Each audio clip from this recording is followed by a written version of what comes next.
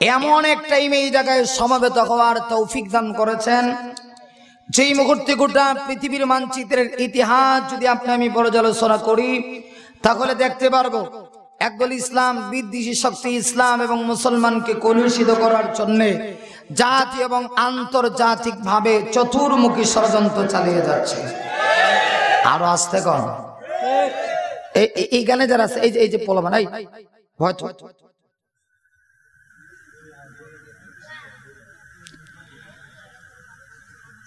আমার ভাইরা, এমন এক টাইমে আল্লাহ আমাদেরকে এখানে আসার তৌফিক দিয়েছেন যখন গোটা পৃথিবীতে আজ মুসলমানেরা নির্যাতিত, নিপীড়িত, পদদলিত, অপদস্থ। আজকে বাতিল শক্তি জন এক হয়ে গেছে মুসলমানদেরকে ধ্বংস করার। আর একটু জোরে। এমন এক টাইমে মহান আল্লাহ আমাদের সকলকে আজকের এই মুবারক মাহফিলে আসার এবং বসার তৌফিক দান করেছেন। এই জন্য আমরা সকলেই খুশি না নারাজ? খুশির আওয়াজে তো আসতে হবে কেন? একটু আওয়াজ করে বলতে হবে খুশি না নারাজ? যদি খুশি হয়ে থাকি তাহলে আসুন মহব্বতে শ্রদ্ধাজনিত কণ্ঠে প্রাণ ভরে হৃদয়ের সবটুকুন আবেগ আর ভালোবাসা উজাড় করে দিয়ে মহান মালিকের দরবারে কালেমা দরুদ শুকর পড়ি। সকলে জবান খুলে পড়ি আলহামদুলিল্লাহ। আসুন আমার ভাইনা, রাত গভীর হয়ে গেছে, দীর্ঘ সময় আপনারা আলোচনা শুনেছেন এবং আমার আগে যারা আলোচনা করেছেন সকলেই আমার বয়সে মুরব্বী। কথা বুঝেননি? তাহলে একটু আওয়াজ করে কান। সকলেই মুরব্বী, আর আমি একেবারে সকলের চাইতে ছোট। বয়সের দিক দিয়েও ছোট, এলমের দিক দিয়েও ছোট, যোগ্যতা বলতে কিছু নাই। এরপরেও যেহেতু আপনারা আমাকে দাওয়াত করেছেন, সমাপনী অধিবেশনে কিছু কথা বলবো। খুব লম্বা চড়া কোনো আলোচনা হবে না, কারণ আমার শারীরিক অবস্থা অত্যন্ত দুর্বল। প্রত্যেক দিনই রেগুলার প্রোগ্রাম, গলা বসে গেছে। এরপরও দাওয়াত রাখা না আসলেই তো হয় না।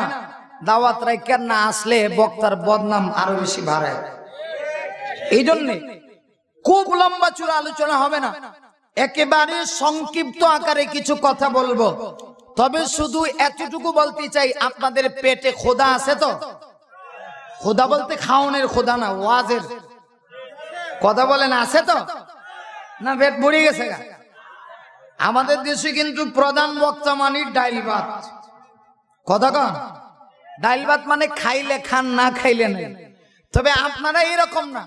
আমি তো মনে করছিলাম আপনারা চলে যাবেন, কিন্তু আজকের উতাল তরঙ্গ জনতা প্রমাণ করে দিয়েছেন আপনারা এরকম নয়। বরং এটাই প্রমাণ হয়েছে যত দিন যাচ্ছে বাংলাদেশের মানুষের ইমানের পাওয়ার বাড়ছে। কথা ঠিক না ঠিক? অতএব আরেকটু সময় যদি আপনাদেরকে বিরক্ত করা হয়, বিরক্ত বলা যাবে না, যেহেতু এটা সারেগামা বাধা নিশানা। কথা কন, কোরআনের মাহফিল, বিরক্ত বললে তো গুনাহ হবে। আল্লাহ তাআলা আরেকটু সময় যেন আমাদেরকে ধৈর্য ধারণ করার এবং আলোচনা আমাদের সকলকে মনোযোগ সহকারে শুনে আখিরি মুনাজাত দিয়ে আল্লাহ যেন আমাদের সকলকে বাড়িতে যাওয়ার তৌফিক দান করেন। সকলে বলে আমিন। আমার ভাইরা, আসুন আমি এই পর্যায়ে আপনাদের সামনে পবিত্র কোরআনে কারীমের সবচেয়ে লম্বা সূরা, সূরার নাম সূরা বাকারা। জানা আছে তো? জানা দরকার। সূরাতুল বাকারা, বাকারাতুন শব্দের অর্থ হলো গাভী, গরু। চিনেন তো? আপনাদের এলাকায় গরু আছে? এই সূরার নাম আল্লাহ সূরাতুল বাকারা বলে কেন নামকরণ করলেন? সূরাতুল বাকারা মানে সূরাতুল গাবি, গাবির সূরা। সুবহানাল্লাহ কইতেন না? গাবির সূরা বলে আল্লাহ কেন নামকরণ করলেন? যেহেতু ওই সূরাতে বনি ইসরাইলের ঐতিহাসিক গাবির আলোচনা আল্লাহ করেছেন। পুরা সূরার মধ্যে নয়, তাসমিয়াতুল কুল বিইসমিল জুজ, সূরার আংশিক অংশে এই গুরুত্বপূর্ণ গাবির আলোচনা যেহেতু আল্লাহ করেছেন, বিদায় পূর্ণাঙ্গ সূরাটার নাম দিয়েছেন সূরা বাকারা। আরো জোরে কন্যা আপনাদের এলাকায় মনে হয় সুবহানাল্লাহ বলে টাকা পয়সা লাগে।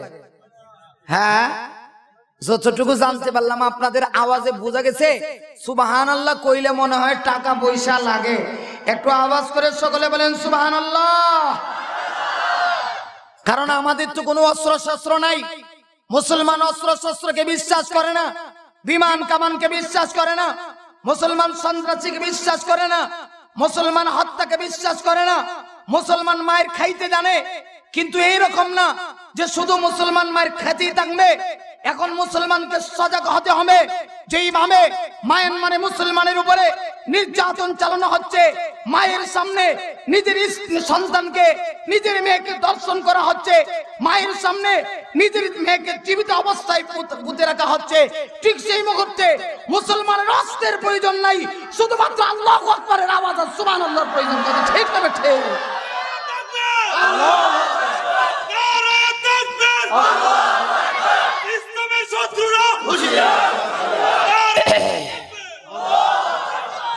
অতএব বুঝে থাকলে বলুন মুসলমানের সুবহানাল্লাহ আলহামদুলিল্লাহ এটিএম বোমা আওয়াজ কমবে না বাড়বে? তাহলে আর একটু আওয়াজ করে বলেন তো একবার সুবহানাল্লাহ। এই আওয়াজটা এটা দরকার, এতটুকুন হইলেই যথেষ্ট। সেই কথা বলছিলাম, যেহেতু ওই সূরাতে বনি ইসরাইলের ঐতিহাসিক গাম্ভীর আলোচনা আল্লাহ করছেন, এই জন্য সূরার নাম সূরা বাকারা, মানে গাম্ভীর সূরা। এমন সূরা একেবারে প্রাথমিক দিকের কিছু আয়াত কারিমা আপনাদের খেদমতে তেলাওয়াত করছি। ওই আয়াত কারিমাগুলিকে সামনে রেখে কিছু কথা ইখলাসের নিয়তে বলতে থাকবো।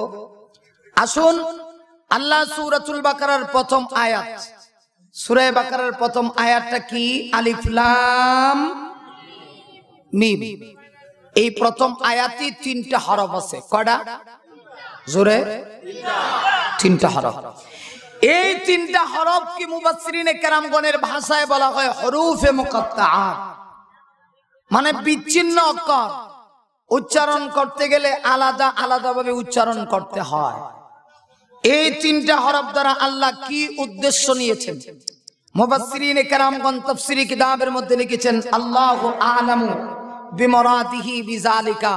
এগুলির অর্থ একমাত্র জানেন কে? আরো জোরে আল্লাহ জানে। সবগুলি আয়াতের তরজমা ব্যাখ্যা আল্লাহ জানায় দিলেন, কিন্তু ওই সমস্ত হরফগুলির ব্যাখ্যা আল্লাহ জানালেন না। কেন?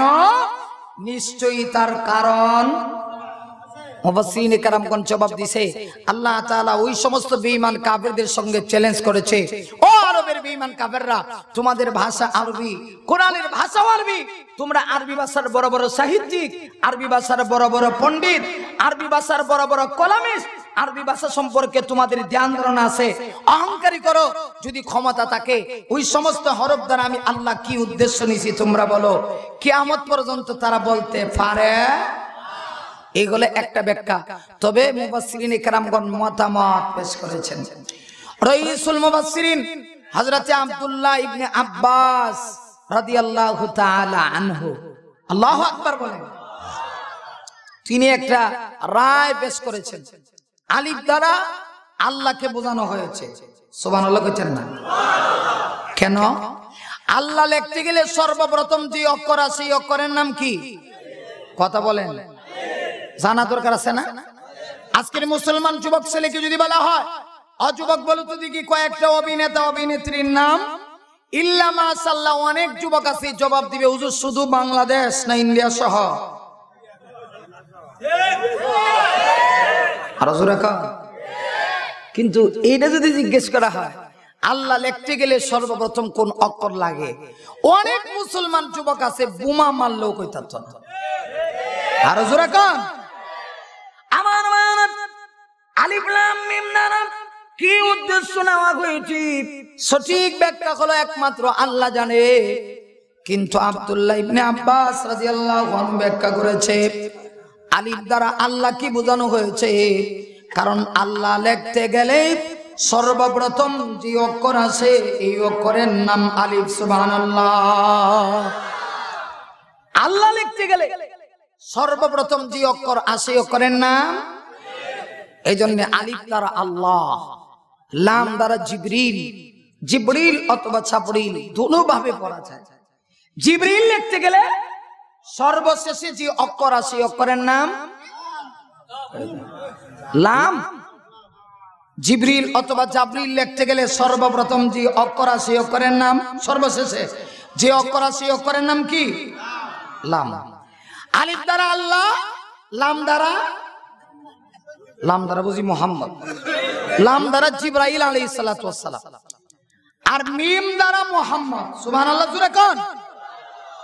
আমাদের নবীর নাম লিখতে গেলে সর্বপ্রথম কোন অক্ষর আছে? মিম। তাহলে আলিফ দ্বারা আল্লাহ, লাম দ্বারা জিবরিল, মিম দ্বারা মোহাম্মদ। তিনি একটা রায় পেশ করেছেন আলিফ দ্বারা আল্লাহ, কারণ কোরআন নাজিল করছে কে? কার মাধ্যমে নাজিল হইছে? জিবরাইল আলাইহিস সালাতু ওয়াস সালামের মাধ্যমে। কার উপরে নাজিল হইছে? মুহাম্মাদুর রাসূলুল্লাহ সাল্লাল্লাহু আলাইহি ওয়াসাল্লাম। এইজন্য তিনি একটা রায় পেশ করেছেন আলিফ দ্বারা আল্লাহ, যেহেতু আল্লাহ কোরআন নাজিল করেছেন। লাম দ্বারা জিবরিল, যেহেতু জিবরাইলের মাধ্যমে আল্লাহ কোরআন নাজিল করেছেন। মিম দ্বারা মুহাম্মদ, যেহেতু জিবরাইলের মাধ্যমে মুহাম্মদের উপরে আল্লাহ কোরআন নাজিল করেছেন। অর্থাৎ আল্লাহ বোঝাতে চায় আমি আল্লাহ জিবরাইলের মাধ্যমে আমার নবীর উপরে যে কিতাব, যে কোরআন নাজিল করেছি, এটা এমন একটা কিতাব, জালিকাল কিতাব, এটা তো ওই কিতাব, লা রাইবা ফি আই লা শাক্কা ফিহি, যেই কিতাবের মধ্যে কোনো সন্দেহ নাই। চ্যালেঞ্জ করছে কে? আরে বুঝে না, জুড়ে বলেন কে? যে আল্লাহ কোরআন নাজিল করলো জিবরাইলের মাধ্যমে মুহাম্মাদুর রাসূলুল্লাহর উপরে, সেই আল্লাহ কোরআন নাজিল করে কিয়ামত পর্যন্ত চ্যালেঞ্জ করে দিল যে আমি আল্লাহ এমন একটা কিতাব আমার নবীজির উপরে জিবরাইলের মাধ্যমে নাজিল করেছি, যেই কিতাবের ভিতরে কোনো ভুল। এই কথাটা বলার জন্য আল্লাহ বলেছেন জালিকাল কিতাব, একটা ইশারা করেছেন। কোরআন তো ওই কিতাব। উলামায়ে কেরাম যারা আছে সবাই বুঝবে, একেবারে সহিহ তাফসীর করে যাচ্ছে। তাফসীরের কথা বলতেছি, কিসসা শুনবেন না তাফসীর শুনবেন? তাফসীর শুনতে চাই কি চাই না? আমাদের দেশে একদল আছে এখন আর ওয়াজ শুনে না, খালি আওয়াজ শুনে। আওয়াজ বুঝেন তো? বক্তার আওয়াজ যত ভালো বক্তা তত বড়। এক বেচারা সৌদি আরব 12 বছর ছিল। কয় বছর? 12 বছর থেকে লম্বা টুপি টাপি পাঞ্জাবি লাগায় আয়া মাওই সাহেবের বাড়িতে গেছে। ফুতরা গেছে মাওই সাহেবের বাড়িতে। মাওই সাহেব মনে মনে ভাবছে ফুতরার যে চেহারা সুরত মনে হয় বড় আলেম হয়ে বাড়িতে এসে। আচ্ছা আপনারা কথা বুঝেননি তো? একটু বুঝে থাকলে জবাব দেন। লম্বা টুপি আর পাঞ্জাবি লাগাইলে কি বড় আলেম হওয়া যায়? জোরে কান। আজকে একদল আছে টুপি দাড়ি লাগাইলেই মনে করে হুজুর। কথা কোন ঠিক কি না? আরে কিছু আছে হুজুর না, হুজুরদের লেবাস ধারণ করে জঙ্গিবাদী হয়া আলেম উলামাদেরকে জঙ্গিবাদী বানাতে চায়। জোরে কান না ঠিক কি না? অতএব খালি লেবাস লাগাইলে হবে না। লম্বা টুপি পাঞ্জাবি লাগায় মাওই সাহেবের বাড়িতে গেছে। মাওই সাহেব মনে মনে ভাবছে পুত্রা মনে হয় বড় আলেমের বাড়িতে এসে। মাওই সাহেব কয় পুত্রা একটু ওয়াজ করো। বক্তা কয় আমার ফায়ের নিচে মাটি নাই। বুঝেননি আমার কথা? বুঝলে বুঝেন, না বুঝলে নাই, গলার আওয়াজ নাই, সব আল্লাহর ইচ্ছা। আর প্রত্যেক দিন চলতেছে, প্রত্যেক দিন মানে 3 এপ্রিল পর্যন্ত মাহফিল আছে। কথা বলছেন? ডাক্তার বলেছে হুজুর 2-1 দিন রেস্ট নেন। আমি বললাম রেস্ট নেওয়ার কোনো সুযোগ। একটা পথ আছে, যদি মোবাইলটা বন্ধ করে রেখে দিই, কিন্তু ওয়াদা তো হয়ে গেছে, কথা তো হয়ে গেছে, এটা আমার অভ্যাস নাই। যেখানে দিয়া দেই চেষ্টা করি অসুস্থ হইলেও সেখানে গিয়ে অন্তত পক্ষে হাজির থাকা। আমার মানা এই বেচারা মাওই সাহেবের বাড়িতে গেছে। এখন তো মুসিবতে পড়ছে, মাওই সাহেবকে ওয়াজ করতে হবে। পুত্রা কি ওয়াজ করব? কতটুকু পরে চিন্তা করে বের করছে, যদিও এলেম কালাম নাই, কিন্তু আল্লাহ আমারে কণ্ঠ দিছে। আচ্ছা কণ্ঠ হইলেই কি শুধু ওয়াজ করা যায় না? ভিতরে কিছু মাল লাগে, এলেম কালাম লাগে, কোরআন হাদিস লাগে।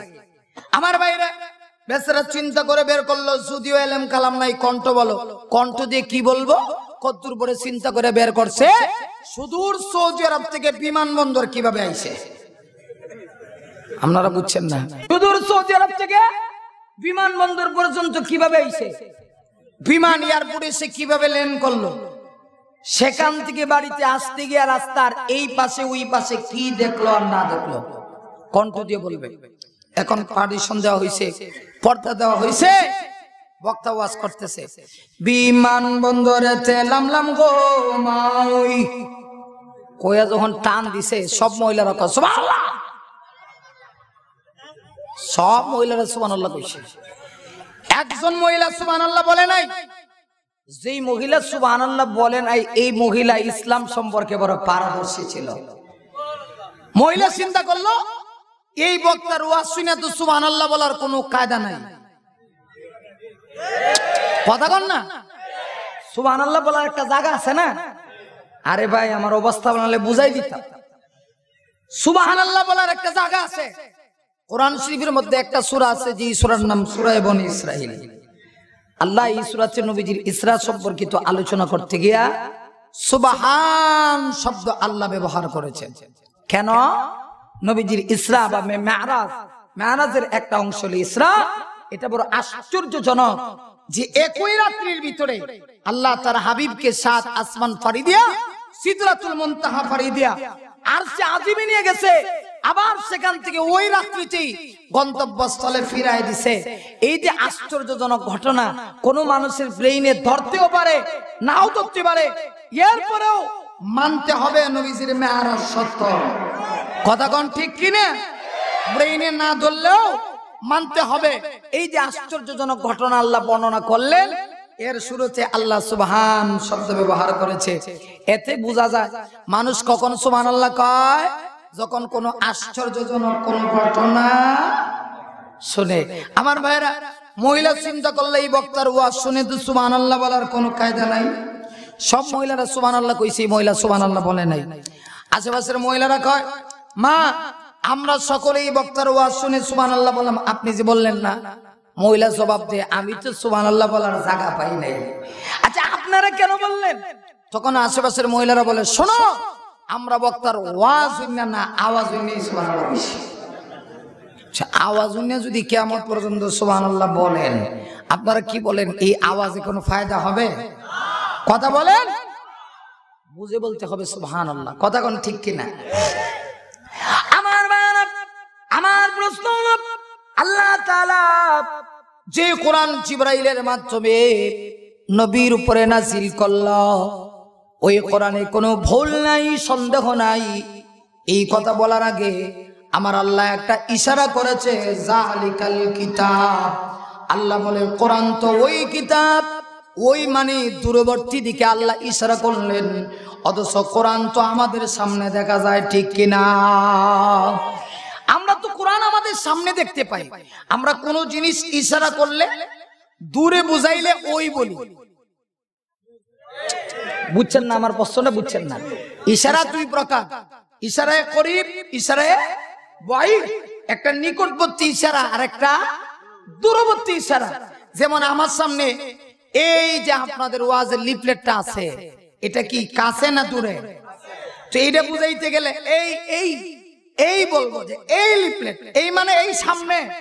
আর যদি ওই লিফলেটটা ওইখানে থাকে তাহলে ইশারা করতে হবে ওই। তাহলে ইশারা দুই প্রকার, একটা কাছে একটা দূরে। আমরা তো কোরআন আমাদের সামনে দেখতে পাই, তো আল্লাহ চাইলে এইভাবে বলতে পারতেন হাযাল কিতাব লা রাইবা ফি। কোরআন তো এই কিতাব যেই কিতাবে কোনো সন্দেহ, কোরআন আমাদের সামনে, কিন্তু আল্লাহ দূরবর্তী দিকে কেন ইশারা করলেন? জালিকাল কিতাব, কোরআন তো ওই কিতাব লা রাইবা ফি, যেই কিতাবে কোনো সন্দেহ নাই। মুফাসসিরিনে কেরামগণ জবাব দিয়েছেন আল্লাহ কোরআন নাজিল করে সর্বপ্রথম রাখছিলেন কোথায়? লৌহে মাহফুজে। কোথায় কোরআন নাজিল করে কই রাখছেন? লৌহে মাহফুজের মধ্যে। এই জন্য আমার আল্লাহ ওই বলতে ওই দিকে বুঝাইছেন। আমি আল্লাহ জিবরাইলের মাধ্যমে মুহাম্মদের উপরে ওই কিতাব, যে কিতাব নাজিল করছি এটা তো ওই কিতাব যেই কিতাবে কোনো সন্দেহ নাই।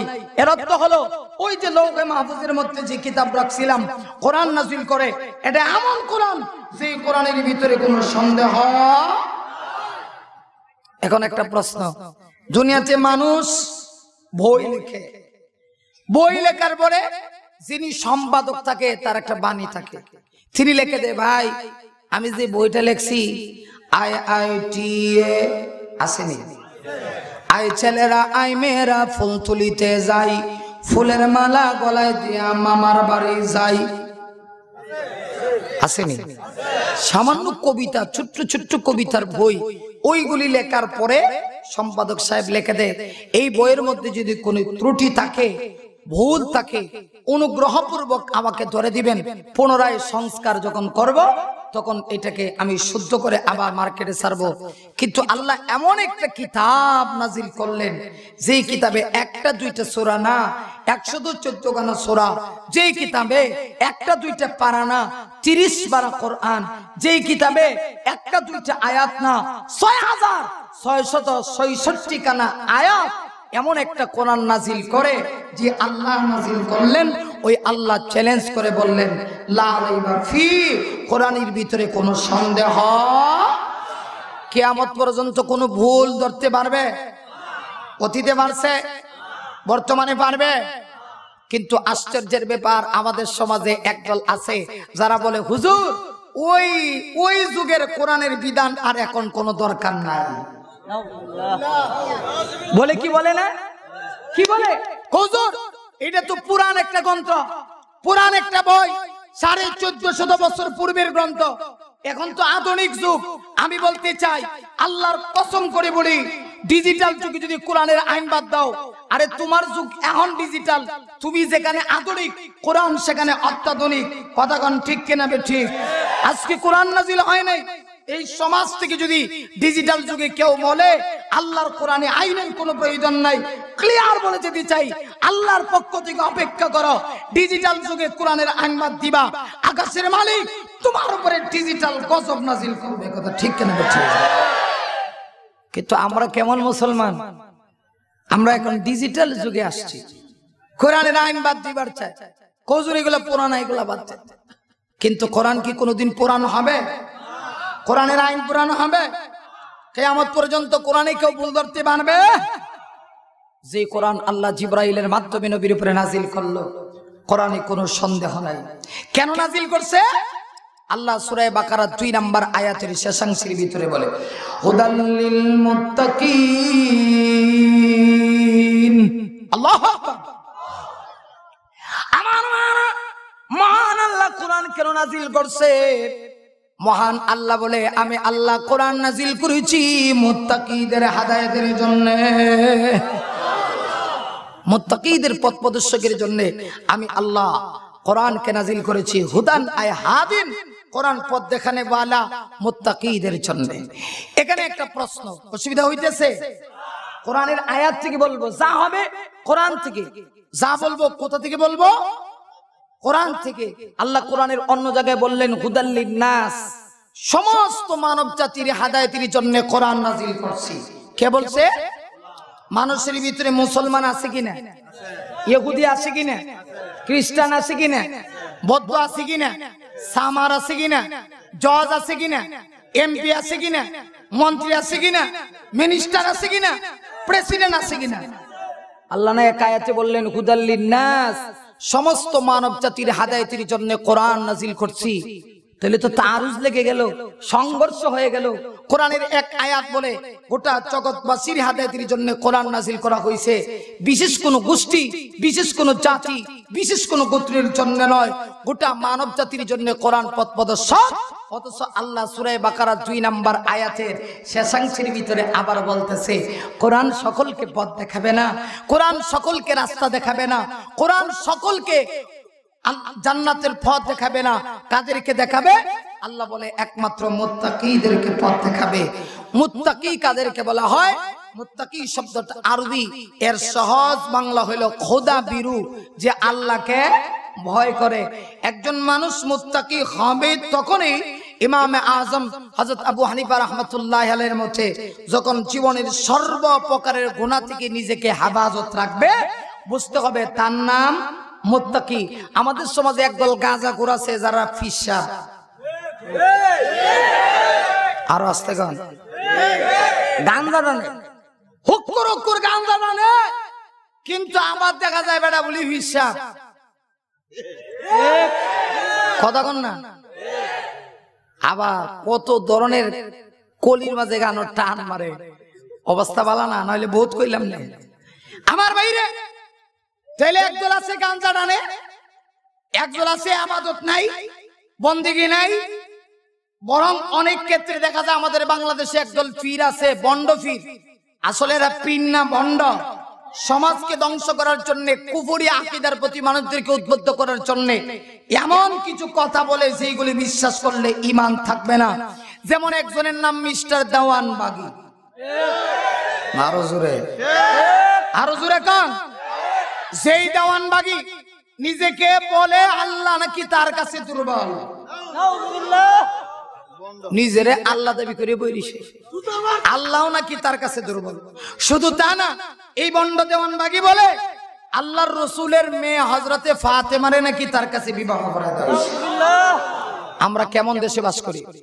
আমি অল্প বয়সে কোরআন হাদিস পড়ে যতটুকু রিসার্চ করে বের করলাম, যুগে যুগে ইসলাম বিদ্বেষী শক্তি ইসলামের বিরুদ্ধে যতই না ষড়যন্ত্র করে আগাইছে, আর চাইতে বেশি ষড়যন্ত্র করেছে ওই সমস্ত দেওয়ানবাগী, কুতুববাগী, রাজারবাগীর মতো ভণ্ড ফিরেরা। অতএব আজকের ময়দান থেকে ক্লিয়ার ভাবে বলে যাচ্ছি, স্পষ্ট ভাবে বলে যাচ্ছি, আমাদেরকে শুধু ওয়াজ শুনলে হবে না, সজাগ থাকতে হবে। দেওয়ানবাগীর আস্তানা যেন কোথাও না হয়, বরং তার উত্তরসূরি যেন কোথায় আশ্রয় না গ্রহণ করতে পারে। ওই সমস্ত দেওয়ানবাগীর বিরুদ্ধে প্রয়োজনে যদি মাথায় কাপড়ের কাপড় বাঁধতে হয়, কারা কারা প্রস্তুত? হাত উঠায় আল্লাহকে।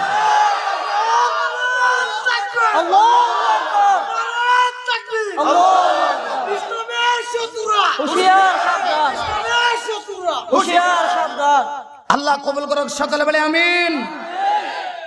তাইলে বোঝা গেল বন্ডদের সঙ্গে আমাদের কোনো কানেকশন। গাঁজা খাস আবার মুত্তাকি, নাফরমানি করা আবার ফরেজগারি, এটা কেমন কথা? কথা কন, এটা হইতে পারে? নিজের সর্বপ্রকারে গুনাহ থেকে বাঁচাইলে এর নাম কি? মুত্তাকি।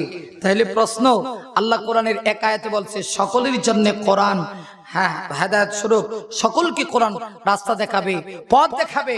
কিন্তু এই জায়গায় আল্লাহ খাস করে কেন বলে হুদাল্লিল মুত্তাকিন? কোরআন একমাত্র মুত্তাকিদের জন্য পথ প্রদর্শক। এর জবাব আমরা শুনতে চাই কি চাই না? প্রথম নম্বর কথা, আল্লাহ যে বলেছে হুদাল্লিন নাস, এটা একেবারে সত্য। আসলেই কোরআন সকলকে রাস্তা দেখায়। কোরআনের আইন যে বা যারাই মানবে তারাই সমাজের ভিতরে শান্তি প্রতিষ্ঠিত করতে পারবে। কিন্তু কোরআনের রাস্তা সকলে গ্রহণ করে না, কোরআনের পথ সকলে গ্রহণ করে না, কোরআনের পথের পথিক সকলেই হয় না। হয় যারা, তার নাম হলো মুত্তাকি। কথা কোন ঠিক কি না? যারা আল্লাহরে ভয় করে এরাই তো কোরআন মানে। কথা কোন না কে? যারা আল্লাহকে ভয় করে এরাই কি মানে? কোরআন মানে। আর যারা আল্লাহকে ভয় করে না এরা কোরআন মানে।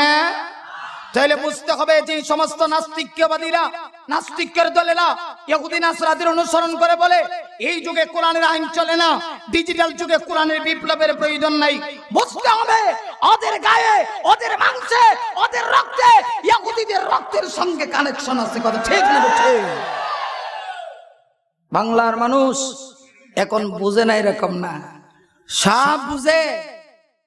কোরআনের বিরুদ্ধে কথা বলবা, আলেম ওলামাদের বিরুদ্ধে কথা বলবা, কোরআনের পক্ষে বললে জেলখানায় ঢুকাবা।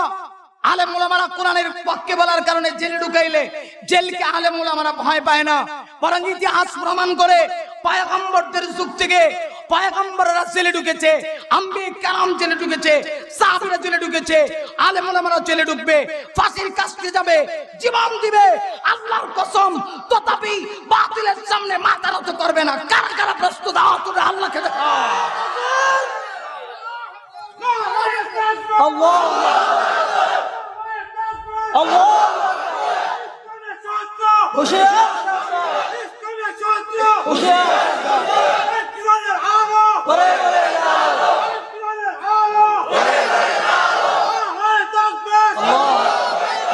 আল্লাহ কবুল করুক, সকলে বলে আমিন। আমি এরকমই চাই, আমরা শাহজালালের সূর্য সন্তান। ঠিক? আরো জোরে, আরেকটু আওয়াজ করে। আমরা কি বাতিল শক্তিকে ভয় পাই? কোরআনের জন্য জীবন দিতে আমাদের কোনো দ্বিধা আছে? আমরা জীবন দিব, প্রাণ দিব, রক্ত দিব, জীবন হারা হব, সর্বহারা হব, সবকিছু ছাড়বো, কিন্তু কোরআন আমরা ছাড়তে পারি না। বরং যারা কোরআনের বিপক্ষে বলে আজকে যদিও তোমরা হারামে থাকতেছো, অপেক্ষা করো, এই জালেমের শাসন পৃথিবীতে থাকবে না। এমন একদিন আসবে যারা কোরআনের বিরুদ্ধে বলবে, যেখানে পাওয়া যাবে জ্যান্ত কবর দিতে প্রস্তুত থাকবে ইনশাআল্লাহ। আল্লাহ কবুল করো, আরো আসতে। এই জন্য কোরআন তো সকলকে রাস্তা দেখায়, কিন্তু কোরআনের রাস্তা তো সকলেই গ্রহণ করে না। কামারে আবার কোরআনের মর্যাদা কি বুঝবো মিয়া? কথা কয় না? হ্যাঁ, কথা কন না, জুড়ে কন। কামারে কোরআনের মর্যাদা কি বুঝবো? কামারের কাছে গিয়ে যদি কোরআন জিজ্ঞেস করেন, কামারে কি কোরআনের কথা কইতে পারবো? হ্যাঁ, আপনারা দিয়ে আমার চেয়ে আরো বেশি বুঝেন। হ্যাঁ, তাহলে ব্যাখ্যা সহজ। কোরআন সকলকে পথ দেখাবে, কিন্তু কোরআনের রাস্তা সকলে গ্রহণ করবে করবে যারা, এদের নাম আমার যেহেতু কোরআনের রাস্তা একমাত্র মুত্তাকিরাই গ্রহণ করবে, বিদায় আল্লাহ তাআলা খাস করে সূরা বাকারার 2 নম্বর আয়াতের শেষাংশের ভিতরে বলেন, হুদাল লিল মুত্তাকিন। আল্লাহু আকবার। একমাত্র কোরআনের রাস্তা মুত্তাকিরাই গ্রহণ করবে। এখন আসুন, আমরা সকলেই মুত্তাকি হতে চাই কি চাই না? এখানে রেখে দিই বছর, হ্যাঁ অসুবিধা হবে? আর একটু যাইতাম নি? হ্যাঁ হ্যাঁ,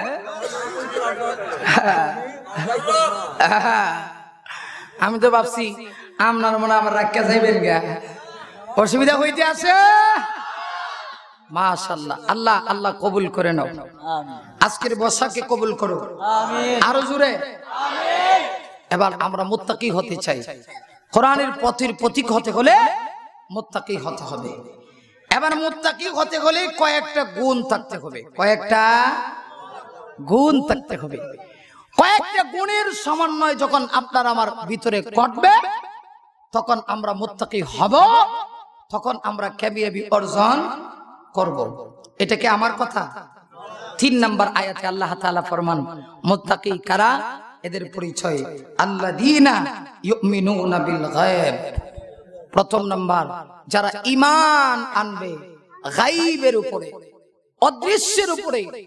গায়ব বলতে কি বোঝানো হয়েছে? যা পঞ্চ ইন্দ্রিয় শক্তি দ্বারা অনুভব করা যায় না। আল্লাহরে কি কোনোদিন দেখছেন? কথা কন না কে? হাত দিয়ে ধরছেন? কিন্তু আমাদের বিশ্বাস আছে যে এই পৃথিবীর মালিক কে? আর আসতে বলেন, এই জমিন কার? আইন চলবে কার? এইটার নাম হলো মুত্তাকি হওয়ার প্রথম নাম্বার গুণ। আশ্চর্যের ব্যাপার, সোনার দেশে দেখা যায় কিছু বৈজ্ঞানিক বেরোইছে, আসেনি? কথা কন না কে?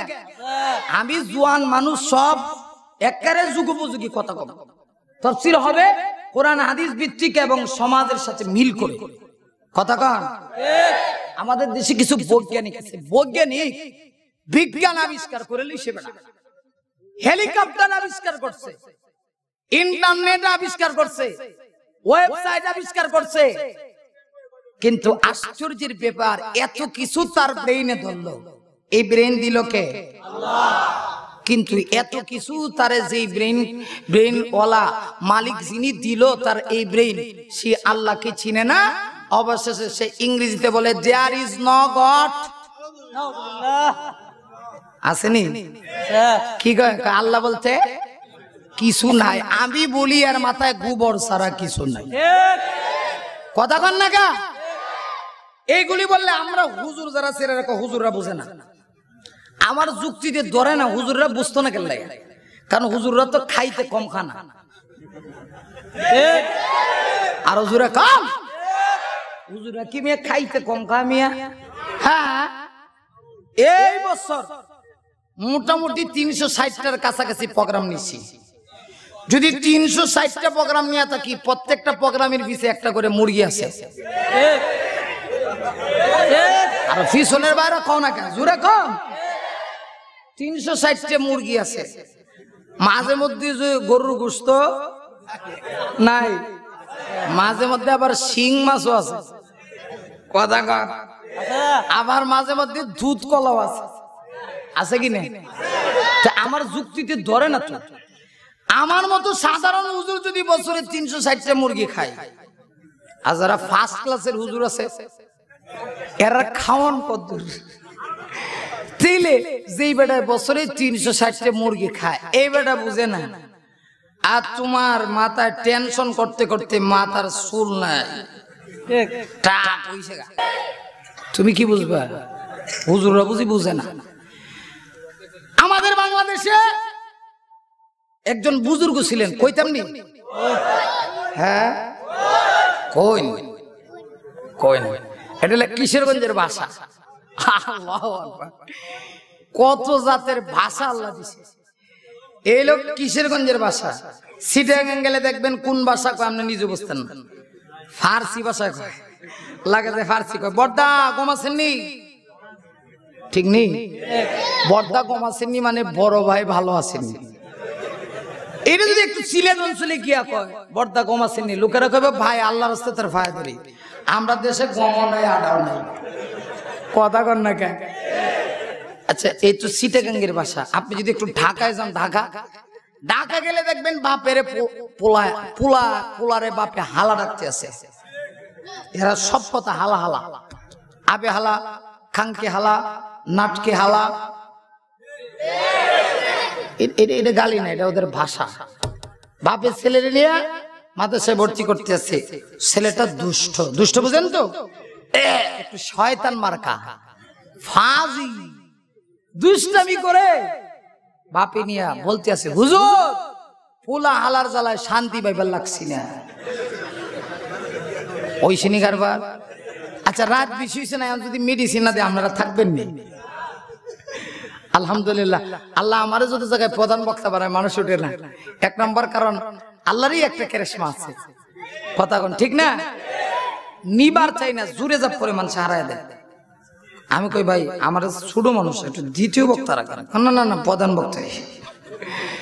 তো এটা আল্লাহ পাকের নিয়ামত।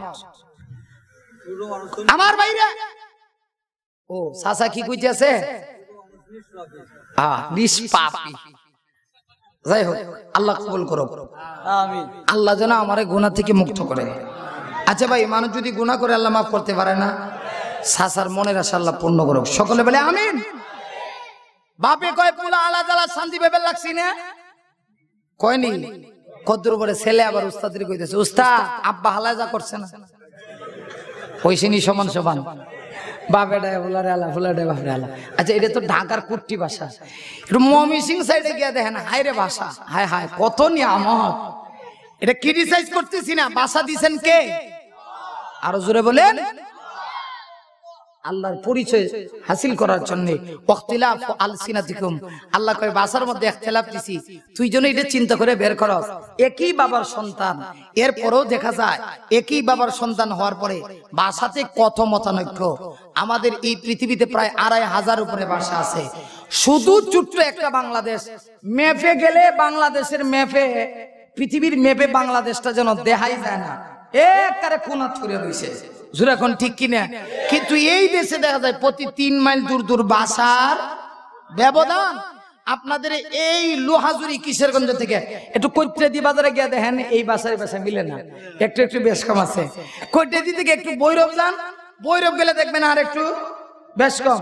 ভৈরব থেকে যদি একটু ব্রাহ্মণবাড়িয়া যান, আরো বেশ কম। আল্লাহু আকবার। এই ভাষা, এটা আল্লাহ পাকের নিয়ামত। আমি যে কথাটা বলতেছিলাম, আমাদের বাংলাদেশে অনেক আকাবিররা ছিল যাদেরকে নিয়ে আমরা অহংকার করি, গর্ব করি। এর ভিতরে একজন ছিলেন, এই কথাটা বুঝাইতে চাই যে হুজুররা বুঝে না, আমার যুক্তিতে তো ধরে না। একজন ছিলেন ব্রাহ্মণবাড়িয়ার বড় ব্যক্তি, বড় আলেম, যার নাম আল্লামা তাজুল ইসলাম রহমতুল্লাহি আলাইহি, যাকে বলা হইতো ফখরে বাঙ্গাল, বাংলাদেশের গর্ব। আল্লাহু আকবার বলেন। এই মিয়া, আমি কারো নকল করে কোনো কথা বলি না। প্রায় মাহফিলে আমি একটা কথা বলে থাকি দৃষ্টান্ত স্বরূপ, যে আমাদের বাংলাদেশের দিকে বেঈমানদের এত নজর কেন? আপনারা কইবেন হুজুর বাংলাদেশের পানির নিচে স্বর্ণ আছে। আরে সারাদিন তালাশ করে না 2-1 কেজি স্বর্ণ পাইলাম। ইন্ডিয়াতে এর চেয়ে আরো বেশি আছে,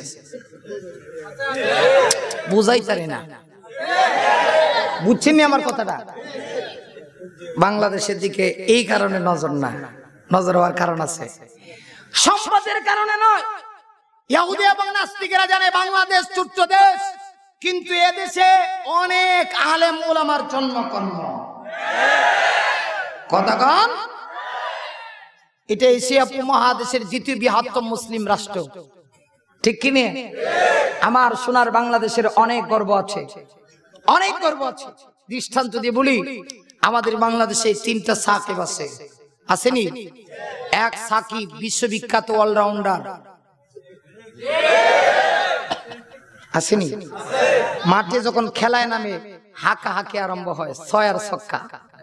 যদি মারতারে ফুলের মালা, আর না মারতারলে জুতার মালা। জোরে কর, বিশ্ববিখ্যাত অলরাউন্ডার। আরেক সাকিব আছে, যার নাম হলো সাকিব খান। কথা কর না কে, আছে কিনা নাই? একজন হাঁকা হাঁকি আর সাকিব খান হইলো মাখা মাখি। জোরে কোন ঠিক নি? এই যুবক ভাইরা, তোমরা তো ভালো করে বলতে পারবা। মাখামাখি নে বন্ধু আমার রশিয়া, মাখামাখি আরম্ভ হয়। আরেক সাকিব আছে যে পৃথিবীর মানচিত্রে বাংলাদেশের মর্যাদা তুলে ধরেছে। আল্লাহু আকবার। যে সাকিবের নাম সাকিব আল হাসান নয়, নাজিমুস সাকিব। নাজিমুস সাকিব ময়মনসিংহের ছেলে, 14 বছরের ছেলে। পৃথিবীর 70টা রাষ্ট্রে আন্তর্জাতিক হিফজুল কোরআন প্রতিযোগিতায় বাংলার ছেলে 1 নম্বর হয়েছে। কিন্তু আশ্চর্যের ব্যাপার, সোনার দেশের সাংবাদিকরা বিদেশি গিয়ে 6 ছক্কা মারে এলে সাংবাদিকরা এয়ারপোর্টে ছবির আর অভাব নেই, ক্যামেরাতে ফুটেজ দেয়। হ্যাঁ, বিদেশি গিয়ে ছবি করে নাইচে চাইলে ফাফি এই স্যার কত সম্মান। কিন্তু নাজমুস সাকিব যখন 1 নাম্বার হয়ে আসলো, সাংবাদিক ভাইয়েরা সেখানে গেল না, ঠাঠা পড়ছে ওদের কপালে। আরো জোরে কর, একটা সাংবাদিক চাইলে ইসলামের জন্য অনেক কিছু করতে পারে। কথা কন, আরো জোরে বলেন। সাংবাদিকের ক্যামেরা আজকে উল্টা চলে, কোরআনের পক্ষে চলে না, ইসলামের পক্ষে চলে না, আলেম ওলামার পক্ষে চলে না। কথা কন ঠিক কি না বেঠে? বাংলাদেশের মানুষ এটা বুঝে না, এরকম না, বুঝে বুঝে সজাগ থেকে ঘুমা। কথা কন না গে, এক বেচারা বুঝি সজাগ থেকে ঘুমাইছে, আরেক বেচারা গিয়া হয় কিরে কদুয়ালি একটু উঠছা, কদু তো হজাক থেকে ঘুমাইছে। সারাদিন হেক্কা দিলে উঠবো নি, কন্যাকে ধাক্কা দিলে উঠবে, সারাদিনে উঠতো না, কারণ এত সজাগ থেকে ঘুমাইছে। কথা কন ঠিক কিনা? সব সজাগ। মনে করে না যে মানুষ বুঝে না, সব বুঝে, কিন্তু অপেক্ষার পালা। ঠিক না বেঠা? আল্লামা তাজুল ইসলাম রাহমাতুল্লাহ আলাইহি হুজুরা যে বুঝে, এটার একটা দৃষ্টান্ত লয় বাড়ি চান। অসুবিধা হইতেছে? আজকে কয় ঘন্টা হবে? হ্যাঁ, এটা কি কইছে? আপনারা সারা রাত থাকলে আমি ভাই পারব না, কারণ আমার আগামীকালকের প্রোগ্রাম গোপালগঞ্জ, শেখ হাসিনার এলাকা, প্রধানমন্ত্রীর এলাকা, বুঝেন না? এই জন্য এইদিকে যাওয়া লাগবো, আর শরীরের অবস্থা ভালো না। আমার ভাইরা, আল্লামা তাজুল ইসলাম রাহমাতুল্লাহ আলাইহি তিনি একদিন ট্রেনে উঠছেন। ট্রেন চিনেন তো? এই অঞ্চলে ট্রেন আসেনি? ট্রেন কারে বলা হয়? হ্যাঁ, রেলগাড়ি। হ্যাঁ, কয়েকটা ডাব্বা, সামনে একটা ইঞ্জিন, টাইনা টাইনা লয়ে, যেটার নাম কি? রেলগাড়ি। তিনি ট্রেনে উঠছেন, টিকিট কাটটা, আল্লাহর ওলি মানুষ তো, বুজুর্গ মানুষ, উনি ট্রেনে টিকিট কাটটা উনি স্থানে বসে, আরো যারা টিকিট কাটছে এরাও স্থানে বসে। পাকিস্তানের কিছু আর্মিরা ডাব্বার ভিতরে ঢুকছে, ঢুকে দেখে জায়গা নাই, কি নাই, কারো দিকে কোনো নজর গেছে না, গেছে মোল্লাবেটার দিকে। কথা কম আসেনি? একদল হুজুর দেখতে পারে না, টুপিওয়ালা দেখতে পারে না, পাগড়িওয়ালা দেখতে পারে না, দেশটা খাইছে মোল্লারা। মোল্লা যদি লম্বা পাঞ্জাবি লাগায় তাহলে দোষ। হ্যাঁ বেটা হুজুরে এত লম্বা পাঞ্জাবি লাগাস কেন লাগে? বাট্টি লাগাইলেও দোষ, হুজুরের টেহা নাই। দৌড়ে গেলেও দোষ, এই মোল্লা বেশি দৌড়ে। আসতে গেলে আরো সমস্যা, মোল্লা মনে দাওয়াত পাইছে না। কথা কত ইমামের চাকরি গেছে দাওয়াত না খাইবার লাগে, এমন ঘটনা আছে। এমনি দাওয়াত নাই, বছরে কোনো দাওয়াত নাই, হুজুরের কারণ না খায় হরি আছে। সব বরাতের রায় চলে দেয়া যা মাগরিবের পর থেকে সিরিয়াল আরম্ভ হইছে। এখন হুজুরে কি করবো? হুজুর তো সব জায়গায় বেশি একটা খাইতারে না, কদ্দুর লয় আর খায়। হুজুর এমন ভাবে দৌড়াইতেছেন কে? হুজুর কয় চাকরি ঠিক রাই চলে, এছাড়া কোনো পথ নাই। হুজুর এখন ঠিক কিনা? এ হলো আমাদের দেশের অবস্থা। যত সমস্যা সব হুজুরদেরকে নিয়ে। আমাদের মাঝে মধ্যে রাইতের বেলা গাড়ি আটকা, এই কই থেকে আইছেন খারাপ। একদিন আমার আটকাইছে, মাথার মাঝে ফাগরি নাই। মাথার যদি ফাগরি না থাকে তাহলে আমার আরো ছোট লাগে। আর আজ থেকে 3 বছর আগের ঘটনা কইছে, তখন দাঁড়িয়ে নেই। কই থেকে আইছেন? ওয়াজ করে আইছি। আপনি তো ওয়াজ করতে পারেন না, ফরসিন মুসিবত। এখন আমি তো সালাকের বাপ, কথা কন না কে? আমি বললাম স্যার ওয়াজ করা না করা এটা তো ফাগরি আর টুপি দেনা, আপনার যদি সমস্যা তাহলে একটু শুনতারেন। সাথে আছেন আরেকজন, স্যার এই বেচারার কথাই বুঝে বেটা বক্তা। কথা কোন ঠিক কিনা? ছেড়ে দিছে। হুজুর দেখলে যে কত সমস্যা, একবারে পা থেকে মাথা পর্যন্ত চেক আপ করে, ঠিক নেই? এত সমস্যা সব হুজুরদেরকে নিয়ে। আল্লামা তাজুল ইসলাম রহমতুল্লাহ তিনি ট্রেনে টিকিট কাটতে বসছেন, পাকিস্তানের আর্মিরা সিট পাইছে না, উঠতেই একটা আর একটা রেকর্ড, হুজুরার জ্বালায় শান্তি নাই। যেই মুহূর্তে এই কথা কইছে আল্লাহর ওলি চিন্তা করছেন যে যেইভাবে বাস দিছে, বুঝেন আমার কথা, যেইভাবে বাস দিছে এখন বাস কুলন লাগে। আরে আজকে বাস দিতেছি না, বাস খুলতে আসি। ওরাম করে বাস দিয়ে আমরা বাস খুলি, কথা কা। আল্লাহর ওলি চিন্তা করলেন এখন জবাব দিতে হবে। তিনি জবাব কিভাবে দিবেন? মুখে না, আঙ্গুল দিয়া। হুজুর বলেন দেখো নাক ছিটকায় না, মোল্লা দেখলে মাথা নষ্ট হয়, জানোনি মোল্লারা সমাজেরই আঙ্গুল। আচ্ছা কোন আঙ্গুল? একটা হাত উঠায় দেখান তো দেখি। অন্তত পক্ষে এই ওয়াজটাও যদি সবাই উঠান, সবাই উঠান, আগামীকালকে কইবেন কোন আঙ্গুল। নারে তাকবীর, হাত নামান। এবার একটু ব্যাখ্যা দেই, নাহলে আপনারা কইবেন হুজুর কইলো কি বুঝলাম না তো, একটু সমস্যা আছে না, ব্যাখ্যা দিতে হবে। আচ্ছা বলুন তো দেখি এক হাতে কয়টা আঙ্গুল আছে? এই 5 আঙ্গুলের মধ্যে নেতা কোনটা? এই এই কি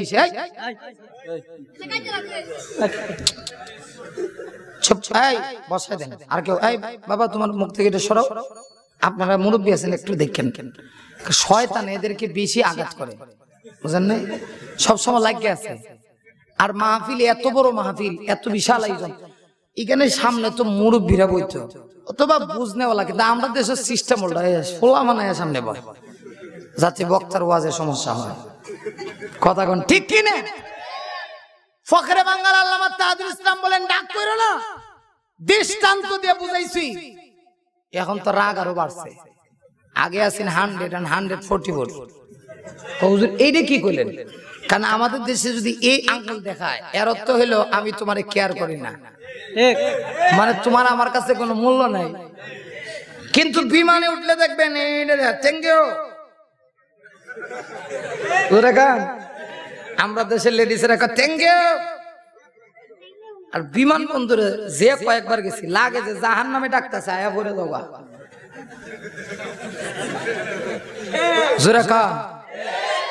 এরা তো রাগ আরো বাড়ছে। আর যদি ইমাম সাহেব যদি এটা দেখে, আপনারা মসজিদের ইমাম সাহেব আসেনি, ওই এই বেচারা নিও আরে বিপদ। ইমাম সাহেব যদি আঙ্গুল দেখায়, হায় সেক্রেটারি সাহেব আয়া কইব সভাপতি আবার আগে আগে গাড়ি বুঝ করে যান গা। হুজুর এখন ঠিক নেই তো, হুজুরই আঙ্গুল দেখাইছে, এরা তো রাগ বাড়ছে। তিনি বলেন রাগের কিছু নাই, দৃষ্টান্ত দিছি। উদাহরণ, হাতের ভিতরে 5টা আঙ্গুল আছে, এই আঙ্গুলটা নেতা, ঠিক নেই?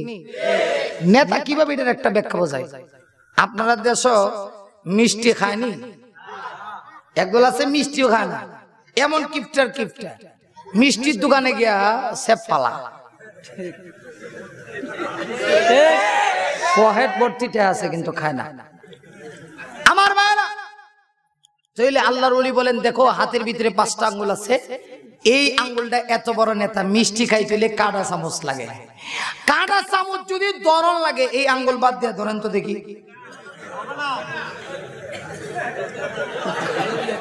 তিনি বলেন দৃষ্টান্ত দিয়ে বুঝাইছি, দৃষ্টান্ত এটা খালি ডং করতেছি না মিয়া, ডং করে করে আসল কথা কয়ে দিতেছে। তিনি বলেন দৃষ্টান্ত দিয়ে বুঝাইছি, হাতের মধ্যে 5 আঙ্গুল যেভাবে এটা নেতা, মিষ্টি ধরতে হলে আঙ্গুল ছাড়া ধরা যায় না। সমাজের ভিতরে 5 শ্রেণীর মানুষ আছে, মোল্লারা হলে এই শ্রেণীর মানুষ। আল্লাহর কসম করে বলি, জাতি এবং সমাজের ভাগ্যের পরিবর্তন হবে না যতদিন না আলেম ওলামারা সমাজের নেতৃত্ব কর্তৃত্ব দিবে। কারে দিবা ভোট বুঝে দিও, আমি কিন্তু দাঁড়াইতাম না, আমার কোনো ভোটের দরকার নাই। এজন্য দেওয়ার সময় বুঝতে হবে যাকে দিচ্ছি, কাকে দিচ্ছি, আমানতের খেয়ানত হচ্ছে কিনা আমার বোঝা দরকার। এই বেচারা নামাজ পড়ে কিনা, নামাজ নাই, রোজা নাই, কিচ্ছু নাই, এবারে চরিত্র বুঝি ফুলের মতো পবিত্র, জোরে কন্যা আউযুবিল্লাহ। এই জন্য বোঝা দরকার। মুহতারাম হাজিরিন, আমি যে কথাটা বলতেছিলাম, তাহলে আমাদের বিশ্বাস আছে এই পৃথিবীর মালিককে আল্লাহ, আল্লাহ আছে কিনা নাই? ব্রেইনে যদি এটা না ধরে, ওই যে মূল কথা কইছিলাম, বৈজ্ঞানিক ব্রেইনে যদি এটা না ধরে, বুঝতে হবে মাথার মধ্যে গিলু নাই, তার সিরা।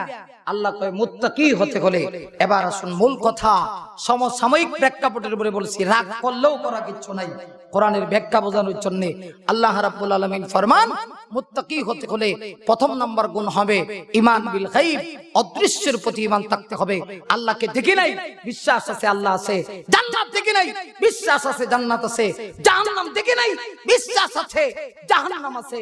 কবরের আযাব হবে কি দেখি নাই, বিশ্বাস আছে কবরের আযাব হবে। হাসরের মাঠে আল্লাহর আদালতে দাঁড়াতে হবে, এই কথার বিশ্বাস আছে, যদিও দেখি নাই। কথা কোন ঠিক না ঠিক? যে মুত্তাকি হবে, এটা হবে তার প্রথম নাম্বার গুণ। 2 নাম্বারটা কইতাম নি, না অসুবিধা হইতেছে? এরপরে আমার আল্লাহ বলেন, শুধুমাত্র ঈমান বিল গায়বের উপরে বিশ্বাস স্থাপন করলে মুত্তাকি হওয়া যাবে না।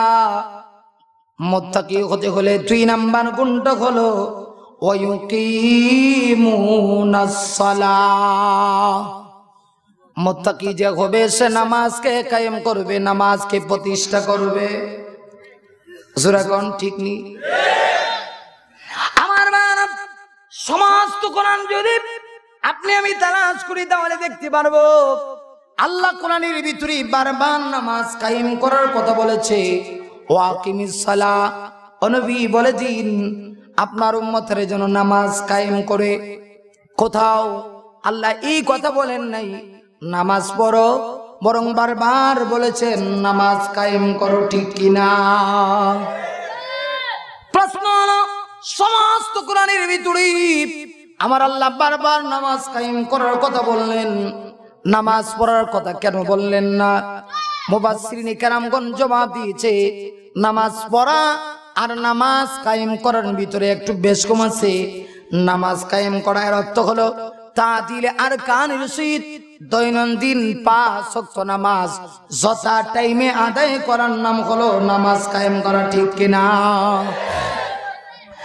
ভাইরা আমার, এই জন্য বলছিলাম একজন মুত্তাকি হতে হলে তার ভিতরে কয়েকটা গুণ থাকতে হবে, কয়েকটা গুণের সমন্বয়ে মুত্তাকি হওয়া যাবে।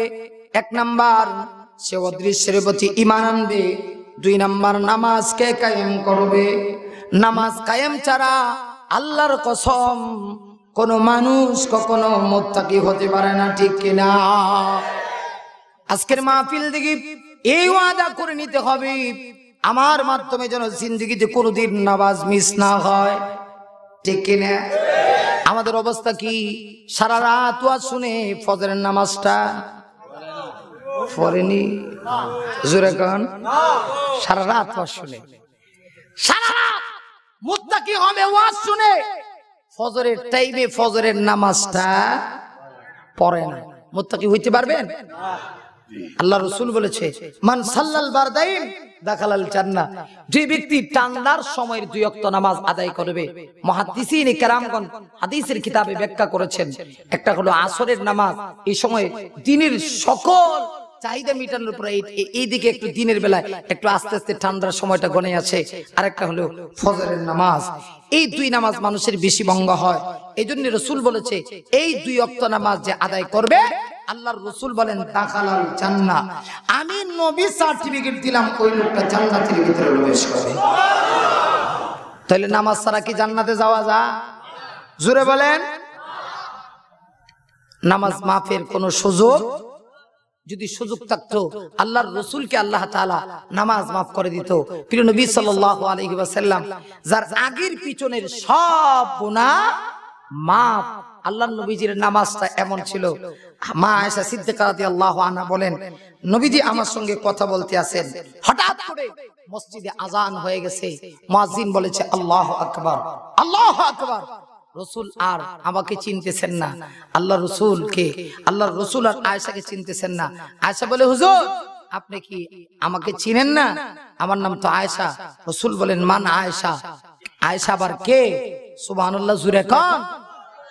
অথচ আয়েশা সিদ্দিকা তো নবীজির এমন স্ত্রী, এত মহব্বতের স্ত্রী, কিতাবে পাওয়া যায় প্রিয় নবী সাল্লাল্লাহু আলাইহি ওয়াসাল্লাম যখন আয়েশার ঘরে যাইত, সাহাবায়ে কেরাম বেশি বেশি করে হাদিয়া দিত।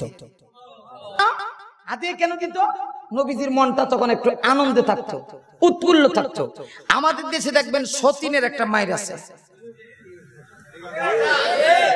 মা কথা কয় না, এইটা আমি বুঝতাম না যে বেটা 2 বিয়া হচ্ছে। কেউ যদি 2 বিয়া হইলে তা হে কইতার বাজার দুজন বউ আছে, হে কইতার সতীনের মায়ের কত কঠিন।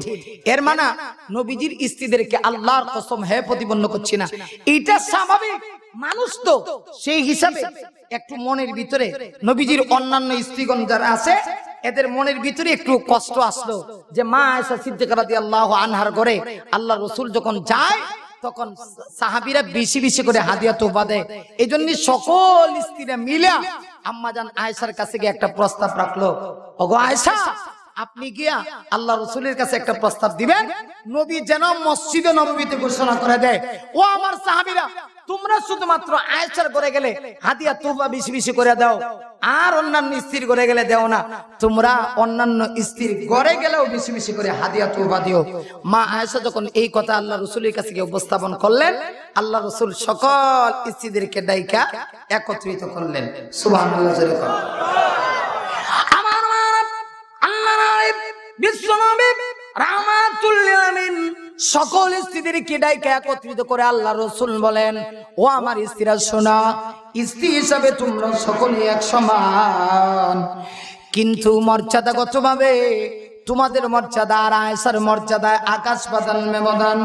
ব্যবধানটা এতটুক, আমি যখন রাতের আঁধারে পালা বন্টন ক্রমে তোমাদের হুজরাখানায় আমি রাত্রি যাপন করি, তখন কিন্তু আমার উপরে ওহী নাযিল হয় না, কিন্তু আয়েশার সঙ্গে যখন রাত্রিবেলা আয়েশার হুজরায় রাত্রি যাপন করি, আয়েশা এত বড় পাক পবিত্র মহিলা, মহান আল্লাহ তখন আমার উপরে কোরআনের আয়াত নাযিল করে।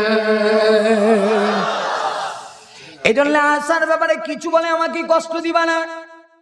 এত মহব্বতের স্ত্রী, এত প্রাণ প্রিয় স্ত্রী, যাকে আল্লাহ রাসূল কলিজার চেয়ে আরো বেশি ভালোবাসে।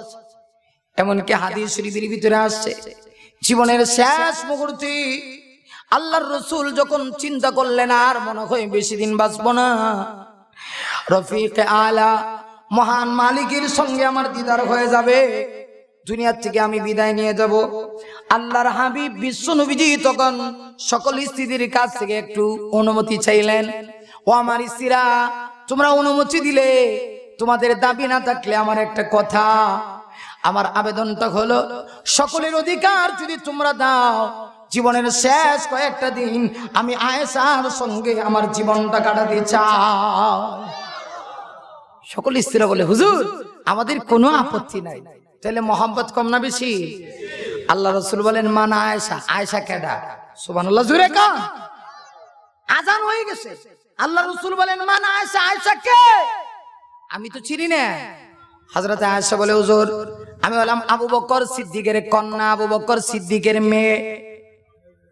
এবার আল্লাহ রাসূল বলেন মান আবু বকর, আবু বকর কেডা চিনি না। আর আস্তে কোন, আরো জোরে কোন। আল্লাহ রাসূল বলেন আবু বকর কে চিনি না। সঙ্গে সঙ্গে হযরত আয়েশা বলি আবু বকরকে চিনেন না? আবু বকর হলো ইবনে কুহাফা। আল্লাহ রাসূল বলেন তাকেও আমি চিনি না। জোরে কোন সুবহানাল্লাহ। আল্লাহ রাসূল যখন আজান হয়ে যাইত, নামাজের টাইম আসতো, বিশ্ব নবীজি নামাজের ভিতরে এমন ভাবে দাঁড়াতেন, মা আয়েশা বলেন গভীর রজনীতে বিশ্ব নবীজি নামাজে দাঁড়াইছে, আমি তাকায় দেখি আল্লাহর রাসূল এত লম্বা লম্বা সেজদা করে, সেজদায় গেলে যেন নবীজি আর মাথা উঠাবে না, রুকুতে গেছে আর মনে হয় সেজদায় যাবে না, সেজদায় গেছে আর মনে হয় মাথা উঠাবে না। প্রায় সময় আমার বয় হইতো, তখন আমি চিন্তা করতাম নবী কি দুনিয়া থেকে বিদায় নিয়ে গেছেন নাকি। আল্লাহ রাসূলকে আওয়াজ দিতাম, কিন্তু নবীজি নামাজের ভিতরে কোনো জবাব নাই। আল্লাহ রাসূল এত লম্বা রুকু এত লম্বা সেজদা করতেন, নামাজের ভিতরে নবীজির এত বেশি একাগ্রচিত্ত ছিল। আল্লাহ রাসূল যখন নামাজ শেষ হয়ে যেত, হযরত আয়েশা বলতো হুজুর নামাজের সময় আসলে আপনি কেন আমাকে চিনেন না? তখন আল্লাহর রাসূল বলে আরে আয়েশা শুনো, নামাজের ভিতরে যখন আমি দাঁড়াই, আমার মালিকের সামনে যখন আমি দাঁড়াই, তখন দুনিয়ার কোনো বস্তুর কথা আমার মনে থাকে না, কোনো মহাব্বতের কথা আমার মনে থাকে না, কোনো প্রিয় মানুষের কথা মনে থাকে না। তখন আমি আমার মাওলার কুদরতি পায়ে সেজদা করতে থাকি। মালিকের সঙ্গে আমার কথা হয়। তাহলে চিন্তা করে দেখেন নবীজি নামাজের ভিতরে কেমন একাগ্রচিত্ত ছিল। এই জন্য আল্লাহ রাসূল বলেছি সাল্লু কামা রাআইতুমুনি মুসাল্লি। আল্লাহ রাসূল বলে আমার সাহাবীরা শুনো, তোমরা ওইভাবে নামাজ আদায় করো যেভাবে আমি নবীকে তোমরা নামাজ আদায় করতে দেখেছো। নামাজ কিভাবে পড়বো? হাদিসে জিবরিলের ভিতরে আসছে ইহসান কাকে বলে। জিবরাইল নিজে প্রশ্ন করে আল্লাহ রাসূলকে জিজ্ঞাসা করে মাল ইহসান, ও নবী ইহসান কাকে বলে? আল্লাহ রাসূল জবাব দেন নান তাবুদাল্লাহ, এমন ভাবে তুমি ইবাদত করবা কান্নাকা তারা, এমন ভাবে নামাজ পড়বা যেন নামাজে তুমি তোমার আল্লাহকে দেখতেছো। আমরা কি এইভাবে নামাজ পড়তে পারি? পারি না তো, কারণ আমাদের ঈমান দুর্বল। কথা বলেন, ঈমান কি দুর্বল। নামাজে দাঁড়াইলে আমরা আল্লাহকে দেখবো দূরের কথা, বরং যে হিসাব নিকাশ ব্যবসা বাণিজ্যে ক্যালকুলেটরে হয় না, নামাজে দাঁড়াইলে সেটা আমাদের হয়। আমরা এমন দুর্বল ইমানদার, নামাজে দাঁড়াইলে ক্যালকুলেটর লাগে না, অটোমেটিক্যালি আমাদের হিসাব হয়ে যায়। অথচ হাদিসে জিবরিলের মধ্যে আসছে জিবরাইল ইসলাম জিজ্ঞাসা করে মাল ইহসান, ও নবী ইহসান কাকে বলে? আল্লাহ রাসূল বলেন আনতা আবুদাল্লাহ কান্নাকা তারা, এমন ভাবে ইবাদত করবা যেমন তুমি তোমার আল্লাহকে দেখতেছো। ফা ইল্লাম তাকুন তারাহু ফা ইন্নাহু ইয়ারাকা, অন্ততপক্ষে তোমার এই ধারণাও যদি না হয়, তাহলে এই ধারণা করো তোমার ঈমান যদি দুর্বল হয়, আল্লাহ রাসূল ফরমান যে তুমি আল্লাহকে না দেখলে কি হবে? আল্লাহ তোমাকে দেখতেছে। এই ধারণা করে যদি কেউ নামাজ পড়ে, নামাজটা হবে খুশু খুজুর নামাজ, নামাজটা হবে একাগ্র চিত্রের নামাজ। যেই নামাজে আমার ভাইরা এই ধারণা করে যদি কোনো ব্যক্তি মাথাটা সেজদায় লাগাতে পারে, আল্লাহর কুদরতি পায়ে সেজদা ওঠাতে দেরি হবে, মহান আল্লাহ তাকে ক্ষমা করতে দেরি হবে। অতএব নামাজ ছাড়া কি আল্লাহ পাওয়া যায়? কথা বলেন, পাওয়া যায়? নামাজ ছাড়া কি মুত্তাকি হওয়া যায়? যদি কোনো পীর বলে যে আমার কাছে আসলে নামাজ রোজা লাগে না, বুঝতে হবে এটা ইবলিসের চাচাতো ভাই। কথা বলেন, যদি কোনো পীর বলে আমার কাছে আসলে নামাজ লাগে না, তাহলে বুঝতে হবে মিস্টার ইবলিস। কথা কোন ঠিক কিনা? কারণ দুনিয়ার সকল পীরের পীরকে আল্লাহ বুঝি। কারে বুঝায়? কারে বুঝায়? কারে বুঝায়? দুনিয়ার সকল পীরের পীর হইল বিশ্ব নবী। যে পীরের ভিতরে নবীর অনুসরণ নাই, আল্লাহর কসমে পীর না ভণ্ড। কথা কোন ঠিক কি না? এই জন্য মুত্তাকি হতে হলে কয়েকটা গুণ থাকতে হবে। এক নাম্বার ঈমান বিল গায়ব, 2 নাম্বার ইকামতুস সালাহ, নামাজকে প্রতিষ্ঠা করতে হবে। আরেকটা কি বলবো ভাই? প্রায় তো 1.5 ঘন্টার মতো হয়ে গেছে। হ্যাঁ হ্যাঁ, অসুবিধা হচ্ছে না তো? যাবেন না তো? গভীর রজনী হয়ে গেছে। 3 নম্বরে আল্লাহ তাআলা বলেন ওমিম্মা রাযাকনাহুম মিনফিকুন। মুত্তাকি কারা? তাদের 3 নম্বর গুণ হলো আমি আল্লাহ তাদেরকে যে রিজিক দিছি, রিজিক থেকে তারা খরচ করবে। সুবহানাল্লাহ বলতেন না? রিজিক দিছে কেডা? রিজিকের মালিক কে? আমার মানে এই কথা মানলাম, মহান আল্লাহ রাব্বুল আলামিন পবিত্র কোরআনে কারীমের ভিতরে নিজেই বলে দিয়েছেন মামিন দাবাতিন ফিল আরদি ইল্লা আলাল্লাহি রিজকুহা। আল্লাহু আকবার। এই পৃথিবীতে বিচরণশীল এমন কোন প্রাণী নাই যে প্রাণীর রিজিকের ব্যবস্থা আমি আল্লাহর পক্ষ থেকে করা হয় না। অর্থাৎ সব প্রাণীর রিজিকের ব্যবস্থা করে কেডা? কোনো ব্যাখ্যা দিব না, শেষ করে ফেলছি 2-4 মিনিট। তবে কেউ উঠবেন না, আমার সঙ্গে মোনাজাত দিব। জি মহিলারা কি কথা?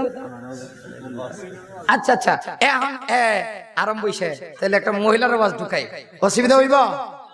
আল্লাহ বলেছে আমার দেওয়া রিজিক থেকে তোমাদেরকে খরচ করতে হবে। রিজিকের মালিককে। কেউ যদি এখন মহিলার আওয়াজ ঢুকাই লিতেছে, চান্স পায় লাইছে কথা কর।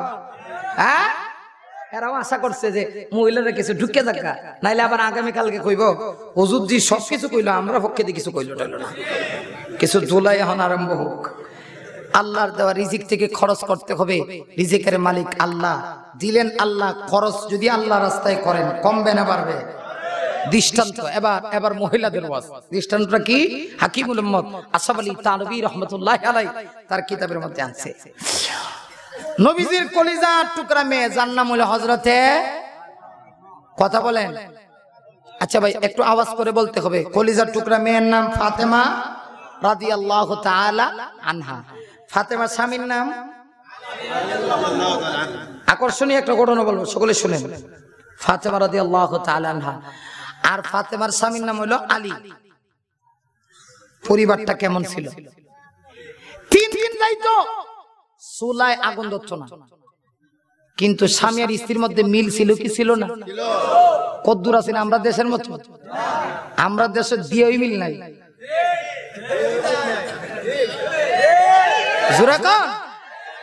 আমাদের দেশে দিয়েই মিল নাই। বেচারা মহিলার স্বামী মনে করেন 4000 টাকা মাসে কামায়, আর মহিলা একটু ডিজিটাল ফ্যাশন ওয়ালা স্টার ভেলাস দেহে। কথা কোন ঠিক নেই? স্টার প্লাস অথবা স্টার জলসা দেহে। দেখিয়া এখন জামা বের করছে, ফাঁকি জামা। কথা কোন না আসেনি? কোন জামা? ফাঁকি জামা। এই বেচারা কামলা মানুষ বুলে বুলে জমিদারের মেয়ে বিয়া হইল, কপালে আসি চেহারা দেখতে একটু মোটামুটি চমৎকার, ডিজাইন মার্কা, ঠিক নেই? লিপস্টিক লাগায় 24 ঘন্টা সময় কাটায়, এমন মার্কা বউ হয়েছে। বেচারা কিভাবে দিত ফাঁকি জামা? ইনকাম নাই। কথা কোন ঠিক নেই? যদি এখন বউ এমন ফাগাল ধরছে, আমরা দেশে বউ অভিমান করে না, কয় না যে করেনি? আপনার মহব্বতের বউ যদি অভিমান করে তখন তো বেচারা চেষ্টা করে, হায় হায় মহব্বতের বউ। আপনারা কইছেন, আমি তো বিরিন্তের ওয়াজ আরম্ভ করছিলাম না, মহিলার ওয়াজ আপনারা কইছেন করবার লাগে। এখন ভালো করে করুন, ঠিক নেই? আমার বাইরে অভিমান করে। অভিমান যে মহিলা করব, যে স্ত্রী করব, স্বামীর যদি বউ মহব্বতের হয়, অভিমান করলে অনেক সময় ভাঙ্গা আছে না। মনে করেন কুরবানি ঈদের টাইম গেছে গা, স্ত্রী গেছে গা বাপের বাড়ি গিয়া, মোবাইলে কল দিয়ে কইতেছে, স্বামী গো আপনি যদি না আসেন তাহলে আমি আসবো না। বউ যদি মহব্বতের ওই বেচারা চিন্তা করবো, এই বউ ছাড়া তো একদিনও চলে না, ঠিক নেই? পছন্দের, খুব সুন্দর, তার মহব্বতের চিন্তা করবো, এখন তো বউরে গিয়ে আনন্দ লাগে। আর যদি বউ মহব্বতের না হয়, বেচারার ইচ্ছা নাই, মা বাপে জুড়ে ধরায় বিয়া হরাইছে, আসেনি এমন ঘটনা? বউ কালা মানে কুট্টে কালা, কিন্তু পছন্দ না। আবার কালারে কিন্তু আমি উল্টা বস করতেছি না, এটা আবার বুঝেন না। মানে তার পছন্দ না, মা বাবা জুড়ে জুড়ে বিয়ে হারাইছে, এই জন্য এইটাও বলতেছি না মা বাপ ছাড়া আবার বিয়ে করবেন না। আজকে থেকে একদলা সেরা করে বোঝো তাহলে মা বাপ লাগতো না, এরকম না। স্বাভাবিক তো পছন্দ ছাড়া, মা বাবার পছন্দে তার পছন্দ ছাড়া বিবাহ করায় দেওয়া হয়েছে। এই বউ যদি অভিমান করে, ঈদের সময় গিয়া ফোন দেয় স্বামী কোথায় আছেন আপনি, ব্যবসায়ী মানুষ, ব্যবসা বাদ দিয়ে আমার এসে নিয়ে যাইব, ইল্লা মাশাআল্লাহ। হের যদি পছন্দ না, হে কইবা আল্লাহ তুমি যা করো খুব ভালো লাগে করছো, জোরে কোন ঠিক কি না? তাহলে আমরা দেশের মহিলারা কত ধরনের অভিমান করে, স্বামী তার স্ত্রীর লোক অভিমান করে। জান্নাতি মহিলাদের সরদার হযরতে ফাতেমা আর আলী, একজন তো জান্নাতের সার্টিফিকেট প্রাপ্ত সাহাবী, আরেকজন জান্নাতি মহিলাদের সরদার। পরিবারে 3 দিন যায় চুলায় আগুন ধরতে আসে না, নবীজিও বাড়িতে নাই। হাসান আর হুসাইন রাদিয়াল্লাহু তাআলা আনহুমা 3 দিন হয়ে গেছে পেটে কোনো খাবার নাই। এখন পেটের ক্ষুধা কিভাবে নিবারণ হবে? অন্যান্য সময় দেখা যাইত পেটে যখন ক্ষুধা লাগতো, হাসান হুসাইন বলেন আমাদের বাড়িতে পেটে খাবার জুটতে আসে না, চুলায় আগুন ধরতে আসে না, দৌড়ায় যাইতাম আমাদের নানাজির কাছে। খোদার কসম আমাদের নানাজি বিশ্ব নবীজির চেহারায় আনোয়ারের দিকে একবার তাকাইতাম। হাসান হুসাইন বলেন তাকাইতে দেরি হইতো, আমাদের 3 দিনের পেটের ক্ষুধা নিবারণ হইতে দেরি হইতো।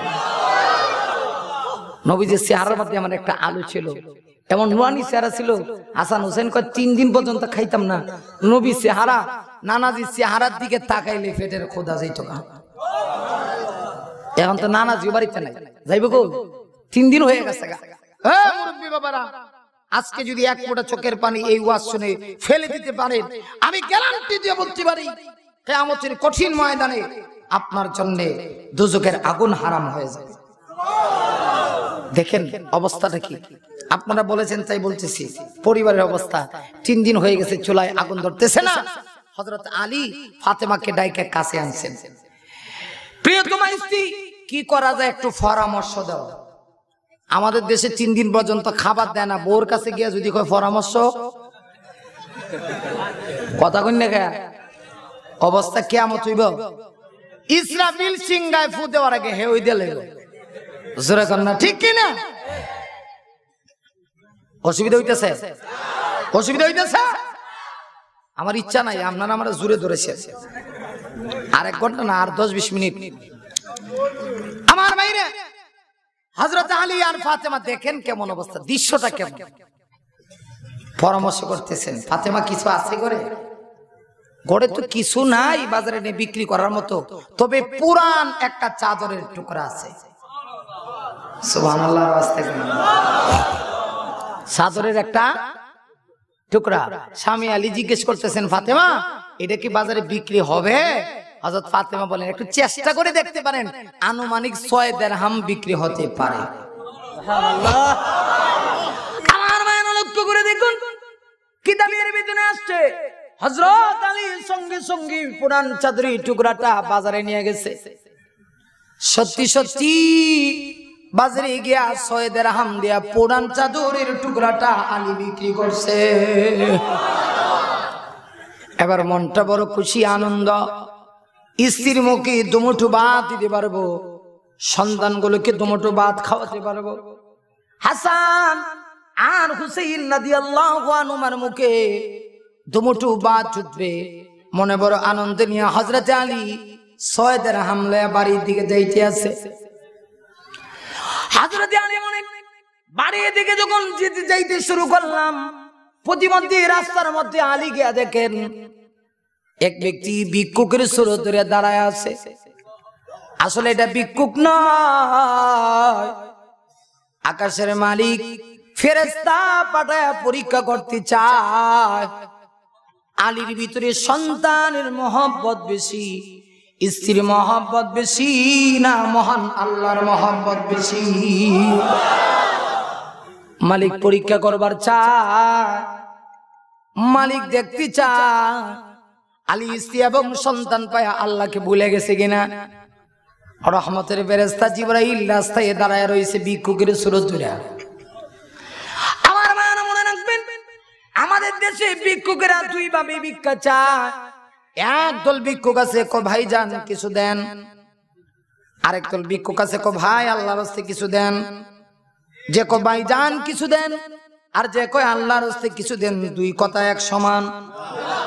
কখনো সমান না। প্রথমে হযরতে আলী কি মানুষের সুরত ধরে বলে, আলী গো 3 দিন হয়ে গেছে চুলায় আগুন ধরে না, খাবার দেওয়ার মতো কিছু নাই, স্ত্রীরা সন্তানেরা না খায়া পানাহার থেকে বিরত হয়ে আছে, খাইতে পারতেছে না, আলী কিছু দিবানি? হযরতে আলী কয়ে, কাটা গায়ে লবণ লাগাইস না, আমার ঘরেও তো 3 দিন হয়ে গেছে চুলায় আগুন ধরতে আছে না। আল্লাহ ডাক দিয়ে কয়, ফেরেশতানি আমার আলীর সামনে আমার নামটা একটাবার উচ্চারণ কর, দেখবি আমার আলী কি জবাব দেয়। সঙ্গে সঙ্গে আমার ফেরেশতা আবার বলি, ভাই আল্লাহর রাস্তায় আমাকে কিছু দিবেননি, 3 দিন হয়ে গেছে চুলায় তো আগুন ধরে না। মুহূর্তের ভিতরে হযরতে আলী চিন্তিত হয়ে পড়ছে, এই মুহূর্তে আমার মালিকের নাম, রবের নাম উচ্চারণ করেছে, এখন যদি আমি ভিক্ষা না দেই প্রমাণ হবে সন্তানের প্রতি স্ত্রীর প্রতি আমার মহব্বত বেশি। মনে হয় আমি আল্লাহর চাইতে সন্তান আর স্ত্রীকে বেশি মহব্বত করি। হযরতে আলী মুহূর্তের ভিতরে চিন্তা ভাবনা পরিবর্তন করে নিলেন। আমার মায়েরা কিতাবের ভিতরে আসছে, হযরতে আলী আর দেরি করলেন না, সঙ্গে সঙ্গে 6টা দিরহাম আল্লাহর রাস্তায় সদকা করে দিয়েছে। এবার তো নিশ্চয় কিছু নাই, আল্লাহর মহব্বতে 6 দিরহাম দিয়ে আলী খুশি। কিন্তু চিন্তা কি করলাম, স্ত্রী ভালো কিন্তু স্ত্রী তো পুরান চাদরের টুকরা দিছে, বাড়ি থেকে কি কমু, স্ত্রী তো এত বাসান না, আল্লাহ রাস্তায় দিছে কইলেও তো স্ত্রী কোনো জবাব দিবে না। এরপরেও তো আমার সন্তানগুলি এমন হইছে 3 দিন হয়ে যায় হাসান আর হুসাইনের মুখে দুমুঠো ভাত জুটে না। এমন যুবক, ও যুবক ভাইরা, সাধারণ কোন যুবক না, জান্নাতি সমস্ত যুবকদের সরদার। হাদিসে রাসূল বলেছে, ওয়াল হাসান ওয়াল হুসাইনু সাইয়্যিদা শাবাবি আহলিল জান্নাহ। এমন কলিজার টুকরা সন্তান যাদেরকে ভালোবাসলে নবীকে ভালোবাসা হয়। আল্লাহু আকবার। এটা কি আমার কথা? নবীর কথা। রাসূল বলেছে, মান আহাব্বাহুমা ফাকাদ আহাব্বানি। রাসূল বলে, যারা আমার হাসান হুসাইনকে ভালোবাসলো, বিশ্ব নবী বলেন তারা যেন আমি নবীকে ভালোবাসছে। এমন কলিজার টুকরা দুইটা সন্তান হাসান আর হুসাইনের মুখে 3 দিন হয়ে গেছে খাবার নাই। মনটা নরম করে দিয়া হযরতে আলী মাথাটা নিচের দিক দিয়ে করে সামনের দিকে যাইতে আছে। আল্লাহ কয়, জিবরাইল যা, আমি আল্লাহ যা চাইছিলাম তা হয়ে গেছে। আমি তো দেখবার চাইছিলাম আলীর অন্তরে আমার মহব্বত বেশি কিনা। আলী প্রমাণ করেছে, আসাদ্দু হুব্বাল লিল্লাহ, আল্লাহর মহব্বত বেশি। জিবরাইল যা, রাস্তায় গিয়ে একটা উট নিয়ে আমার আলীর সামনে দাঁড়ায়। আলীর সামনে দিকে যায়, গিয়ে দেখে এক ব্যক্তি উট লয়ে খাড়ায় আছে। উটটা বড় চমৎকার, দেখতে বড় সুন্দর। আলীর চোখ এক নজর গেছে। আলী তো আপনার আমার মতো লুবি না। আলী চিন্তা করে, পকেটে টাকা নাই, ছায়া কোন লাভ নাই, চোখ ঘুরায় লাইছে। মুহূর্তের ভিতরে জিবরাইল ফেরেশতা মানুষের সুরত ধরে কয়, ওরে আলী, আমার উটটা কি তোমার পছন্দ হয় না? পছন্দ হয় তাহলে কিনো। কিনবো না, টাকা নাই, বাকিতে দেব। আলী কয়, বাকিতে নিব না। আমাদেরকে যদি বলে বাকিতে দিব, আমরা কোনো গড়ের ভিতরে দোকানে যা আছে সব আগে দে। জোরে কন্যা কে কম যা আছে সব দে রে ভাই, ঠাকের ভিতরে বোঝাই করে দে। হযরতে আলী কয়, বাকি নিব না। কয়, কেন নিবা না? বাকিতে নিলেও তো একদিন দাম দিতে হবে। সঙ্গে সঙ্গে আল্লাহ জিবরাইল কয়, জিবরাইল আমার আলী রে কয়, এমন ভাবে আপনার কাছে বাকিতে বিক্রি করতে চাই, যখন মনে চাইবে তখন তুমি ঋণটা পরিশোধ করে দিবা। আমার ভাই হযরত আলী বলি, তাহলে ভাই আপনার এই জিনিসটা কত টাকা দিয়ে, কত দিরহাম দিয়ে বিক্রি করবেন? হযরত আলী বলতেছে 100 দিরহাম। হযরত জিবরাইল বলতেছে 100 দিরহাম। সুবহানাল্লাহ কোন? অসুবিধা হইতেছে? শুনতে চান কি চান না? অসুবিধা হইতেছে? 100 দিরহাম দিয়ে বিক্রি করবার চাই। হযরত আলী 100 দিরহাম দিয়া তার কাছ থেকে উটটা কিনে নিলেন। আল্লাহ মিকাইল ফেরেশতারে কয়, ও মিকাইল, আমার আলী কার কাছে উট বিক্রি করবে? যা ক্রেতা হয়ে রাস্তায় গিয়ে দাঁড়ায় থাক। মিকাইল আলাইহিস সালাম রাস্তার দ্বিতীয় পয়েন্টে দাঁড়ায় আছে। ও ভাই আলী, আপনার উটটা বড় চমৎকার, বিক্রি করবেন নি? হযরত আলী কয়, বিক্রি করবার চাই। কত টাকা দিয়া? আলী বলেন 100 টাকা দিয়ে কিনছি, 160 দিরহাম দিয়ে বিক্রি করব। সুবহানাল্লাহ জোরে কান। এটা একটা হালাল তরিকা। আমাদের দেশে একদল আছে যাকাতের কাপড় আনে ডাহাত থেকে, 100 টাকা দিয়ে লইছে কইতে দিবা যা আয়া কাপড় বেচার সময় যাকাতের কাপড় দেখেন কত বড় নাফরমান, হারাম তরিকায় বিক্রি করে। যার কাছে বিক্রি করবে হ্যাঁ তার ফ্রেন্ড বুঝেননি বন্ধু? আমরা দেশে এখন গার্লফ্রেন্ড যেরকম ঠিক নেই, ছেলে মেয়ে বুঝি বন্ধু হয়ে গেছে। এটা নাফরমানি একটা কারবার। কথা কোন ঠিক কিনে? এটা জায়েজ না হারাম? হারাম হারাম। ছোট্ট ছেলে, আমি নিজে দেখছি, এক বাসা গেছে খাইবার লাগে বাস করে, তো কথা চলতেছে। আমি তো সালাকের বাপ, এটারে জিগাই ভাই তুমি কি করো? হুজুর কেজি পড়ি। কেজি? সে তো ভালো। তোমার বন্ধু কয়জন? আমি খালি কইছি বন্ধু কয়জন? হ্যাঁ হুজুর গার্লফ্রেন্ড না আমার ফ্রেন্ড। এটা কি কর? এর দূর ছেলে কি কর? হ্যাঁ হুজুর গার্লফ্রেন্ড না আমার ফ্রেন্ড। আমি তো টেনশনে পড়ে গেছি। আমি তোমার গার্লফ্রেন্ড আছে? হুজুর একজন না 7 জন আছে।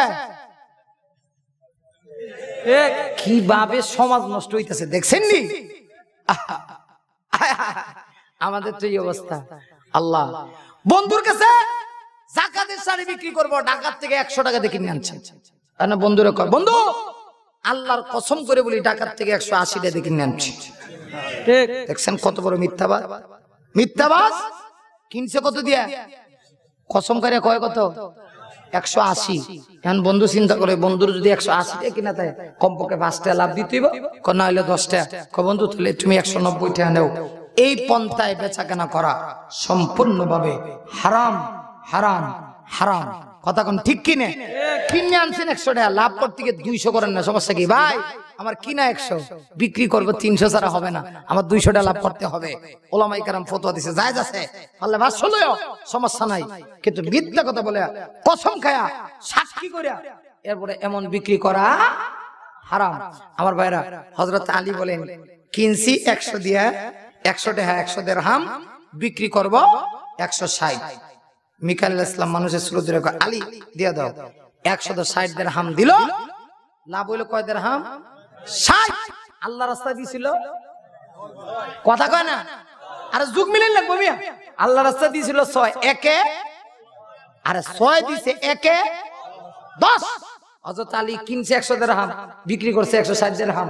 আল্লাহ রাস্তায় দিছে 6 দিরহাম, 6 এ 60 টাকা লাভ হইল। 6 এ 60 দিরহাম, একে 10। এবার 160 দিরহাম লয়া আলী যাইতেছে। কিতাবে পাওয়া যায় তৃতীয় পয়েন্টে গিয়া দেখে জিবরাইল আবার খাড়াই দিছে। আলী উট যে বিক্রি করলা, বিক্রি করে লিছনি। আমরার মতো সাফাবাজ হইলে আমরা জবাব দিল না, ভাই তুমি যেইভাবে বাকিতে বিক্রি করছো এখন তো তোমার চাওয়া জায়েজ না। কথা কন না, আমরা লিখলাম না ভাই এখন তো তোমার চাওয়া জায়েজ না। কিয়ামতের আগে যদি মরণ হয় কোনদিন, যেদিন মরণ হবে সেই দিন তুমি আসবা। হযরত আলী তো মিথ্যা কথা বলে না। আলী বলেন হ্যাঁ বিক্রি করে লইছি, তাহলে দিয়া দাও। হযরত আলী রাদিয়াল্লাহু তাআলা আনহু 100 দিরহাম দিলেন। এবার 60 দিরহাম লয়ে বাড়িতে গেছেন। ও মা বোনেরা, আজকে ছোট্ট ওয়াজ দেখেন, মা বোনেরা এবার ফলো করেন। আপনারাও তো মহিলা, ফাতেমাও তো মহিলা। আমরা দেশে অনেক মহিলার আছে স্বামী 3 টাকা কামাই করতারে 300 টাকা, কিন্তু দেখা যায় মানুষ ঠগায়া সুদ লয়া ঘুষ লয়া 300 টাকার বদলা 3000 টাকা লইছে। ম্যাডাম কোনদিন জিগায়ও না যে কই থেকে আনছেন, বরং ম্যাডাম খুশি হয়ে কয় রোজ তৈরি হর জোরে কোন ঠিক নেই। বরং অনেক মহিলা এমন আছে দেখা যায় বেচারি স্বামী হালাল পথে চলে বেশি একটা কামাই তারা না নারাজটা হে আরেক বেটা ঘুষ খায় 5,000 টাকা কামায়, কয় তুমি খালি পারো না এবারে তো পারে জোরে কোন ঠিক নেই। ও মা বোনের আজকের একটা ওয়াজ যথেষ্ট। হযরত ফাতেমা রাদিয়াল্লাহু আনহার কাছে আলী এবার 60টা দিরহাম লয়ে গেলেন। ফাতেমা কই পুরান চাদর তো 6 দিরহাম দিয়ে বিক্রি হওয়ার কথা। সুবহানাল্লাহ জোরে কোন। ওয়াজ রাখকে দিতাম নি এবার, হ্যাঁ কিন্তু আপনারা আমার ফিস চাচ্ছেন না, এমন জায়গা গিয়ে লাগাইছি জোরে কোন ঠিক নেই। ফাতেমা কয় আলী গো বুঝলাম না অঙ্কে তো মিল হয় না, কারণ 6 দিরহাম দিয়ে যে চাদর বিক্রি হওয়ার কথা এটা 60 দিরহাম কোত্থেকে পেলাম। হযরত আলী কয় ঘটনা আছে, 6 দিরহাম দিয়ে চাদর বিক্রি করছিলাম, বিক্রি করে বাড়ি থেকে রওনা দিছিলাম, ভিক্ষুকে আল্লাহর রাস্তায় চাইছে সংক্ষেপ কথা দিয়ে দিছি, মনটা দুর্বল করে বাড়ির দিকে যাইতে আসি, তোমার কাছে এসে কি কমু দেখি এক ব্যক্তি উঠলো খারাই বিষে, উটটা কিনবার চাই না, লোকটা আমার কাছে বিক্রি করতে চায়, কিনবার চাই না পাখিতে বিক্রি করতে চায়, এমন কি মনে যখন চাইবে তখন বলে দিতে হবে, তখন 100 দিরহাম দিয়ে কিনলাম। রাস্তায় দেখি আরেক ব্যক্তি দাঁড়ানো, লোকটা উট কিনতে চায়, তার কাছে 160 দিরহাম বিক্রি করলাম। আবার তৃতীয় পয়েন্টটায় দেখি ওই লোকটা দাঁড়ানো, তাকে 100 দিরহাম দিলাম, এই হলো 60 দিরহামের হিসাব। হযরত ফাতেমা তখন বলে স্বামী গো আপনারা বিশ্বাস করতে আমার একটুকু দ্বিধা নাই, কিন্তু কার কাছে কিনলেন কার কাছে বিক্রি করলেন এটা জানতে হইলে আমাদের আব্বা জান, আপনি জানেন গে আপনার শ্বশুরের কাছে, আমি যাইগে আমার আব্বার কাছে। এক বছরে বিয়া করে অভাবও হচ্ছে, অভাব বুঝেননি, বিয়া করে অভাবও হচ্ছে, কারণ তার ছেলে পেলেটা কেন কইতেছে এই তোরা তোর নানার বাড়ি যা, তোরা তোর নানার বাড়ি যা, বউরে কইতেছে তুমি তোমার বাপের বাড়ি যাও গা, আর আমি আমার শ্বশুর বাড়ি যাই গা। ঘোরায় তো একটা কথা কম না কা ঘোরায়া একটা। হযরত আলী ফাতেমা বলতেছে স্বামী গো আপনি যান গা আপনার শ্বশুরের কাছে, আমি যাই আমার আব্বার কাছে। গেলে এইখানে যান তার মুখ কার কাছে কিনছেন কার কাছে, আল্লাহ কো জিবরাইল যা সব খুলে ক। জিবরাইল আলাইহিস সালাতু ওয়াস সালাম এসে সব খুলে বলছে। আল্লাহ রাসূল বলেন ফাতেমা তোমার স্বামীরে সাধারণ স্বামী মনে করো না, তোমার স্বামী যার কাছে কিনছে উনি হলো জিবরাইল ফেরেশতা, বিক্রি যার কাছে করছে মিকাইল ফেরেশতা। আসলে আল্লাহ পরীক্ষা করতে চাইছে যে আল্লাহর রাস্তায় দিতে গিয়া স্ত্রী এবং সন্তানের চাইতে আল্লাহর মহব্বত বেশি কিনা। কিনছে 100 দিরহাম দিয়ে, বিক্রি করছে 160 দিরহাম, মিকাইলের কাছে লাভবান হইছে 6 দিরহাম দিয়া 60 দিরহাম। এই হলো তোমার 60 দিরহামের হিসাব। তাহলে একজন মানুষের জীবনে এটাই যথেষ্ট, এই ওয়াজটাই যথেষ্ট। আল্লাহ কয় ও বান্দা রিজিকের মালিক আমি আল্লাহ, রিজিক দিলাম তোকে, অতএব রিজিক যদি আমার রাস্তায় খরচ করস তাহলে আমি আল্লাহ খুশি। আর যে আল্লাহ রাস্তায় রিজিক পাওয়ার পরে খরচ করে এটা হলো মুত্তাকির 3 নাম্বার গুণ। বাকি আর 3টা আছে, এই বছর কইতাম না, আগামীতে সুযোগ পাইলে সম্ভব না, আগামীতে ইনশাআল্লাহ আল্লাহ কবুল করুক, সকলে বলে আমিন। ওয়া আখিরু দাওয়ানা আনিল হামদুলিল্লাহি রাব্বিল আলামিন। এবার দোয়া হবে, আর কিছু বলার আছে আপনাদের? জি এই যান না, দোয়া করে যান।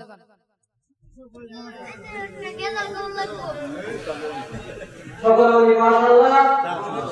এখন আজকে সবার সম্মানিত সভাপতি সাহেব কি আসসালামু আলাইকুম দোয়াটা করবেন নাকি আমাদের এলাকায় প্রত্যেক যুবক আমি খেয়াল করলাম তিনজন দাওয়াতি মেহমানে নামাজ সম্পর্কে কথা বলেছে, ঠিক কিনা? তিনজন দাওয়াতি মেহমানে নামাজ সম্পর্কে কথা বলেছেন এবং মহিলাদের ব্যাপারে পর্দা সম্পর্কে কথা বলেছেন। আমরা বিভিন্ন জায়গায় এই সমস্ত এই সমস্ত ওয়াজ মাহফিলগুলি সার্থক হবে তখনই যখন আমরা ওয়াজগুলি শুনবো এবং শোনার পরে সেগুলো ওইভাবে আমল করবো, তখনই এই সমস্ত মাহফিলগুলো প্যান্ডেলগুলো সার্থক হবে। আর যারা খাড়াখাটনি করেছেন সবকিছুই সার্থক হবে। দেখা যায় এই যে 12টা সাড়ে 12টা পর্যন্ত ওয়াজ মাহফিল শুনলাম, কিন্তু অধিকাংশই দেখা যাবে অধিকাংশই দেখা যাবে, কিন্তু সারা রাত্র ওয়াজ শুনলাম, অর্ধেক রাত্র ওয়াজ শুনলাম। দাওয়াতি মেহমান 3 জন ছিলেন, 3 জনই নামাজ সম্পর্কে ওয়াজ করেছেন, তিনজন মোটামুটি পর্দা সম্পর্কে কথা বলেছেন। মা বোনেরা পর্দাও করবো না আর ঠিক মতো নামাজও করবো না, তাহলে ওয়াজ মাহফিল শুনে কিছুই লাভ হবে না। আমার বিশেষভাবে অনুরোধ থাকবে আমরা যেন এই ওয়াজ মাহফিলগুলো শুনে সেইভাবে আমল করতে পারি। আল্লাহ পাক যেন আমাদেরকে সেই তৌফিক দান করেন। আমরা সকলেই বলি আমিন। ওয়া আখিরু দাওয়ানা আলহামদুলিল্লাহি রাব্বিল আলামিন। আর কিছু বলবেন? জি ভাই, পথ থেকে বসে যাই, নামাজের শুরুতে বসি। এখন আমরা মুনাজাত করব ইনশাআল্লাহ। আল্লাহুম্মা সাল্লি আলা সাইয়্যিদিনা মাওলানা মুহাম্মদ ওয়া আলা আলিহি ওয়া আসহাবিহি ওয়া সাল্লাম। আল্লাহুম্মা সাল্লি আলা সাইয়্যিদিনা ওয়া মাওলানা মুহাম্মদ ওয়া আলা আলিহি ওয়া আসহাবিহি ওয়া সাল্লাম। আস্তাগফিরুল্লাহ ইন্নাল্লাহা গফুরুর রহিম। আস্তাগফিরুল্লাহ রাব্বি মিন কুল্লি যামবিন ওয়া আতুবু ইলাইহি ওয়া লা হাওলা ওয়া লা কুওয়াতা ইল্লা বিল্লাহিল আলিয়্যিল আযীম। আলহামদুলিল্লাহ। রব্বানা যালামনা আনফুসানা ওয়া ইল্লাম তাগফির লানা وترحمنا لنكونن من الخاسرين. ربنا آتنا في الدنيا حسنة وفي الآخرة حسنة وقنا عذاب النار. اللهم اغفر لنا ولوالدينا رب ارحمهما كما ربياني صغيرا.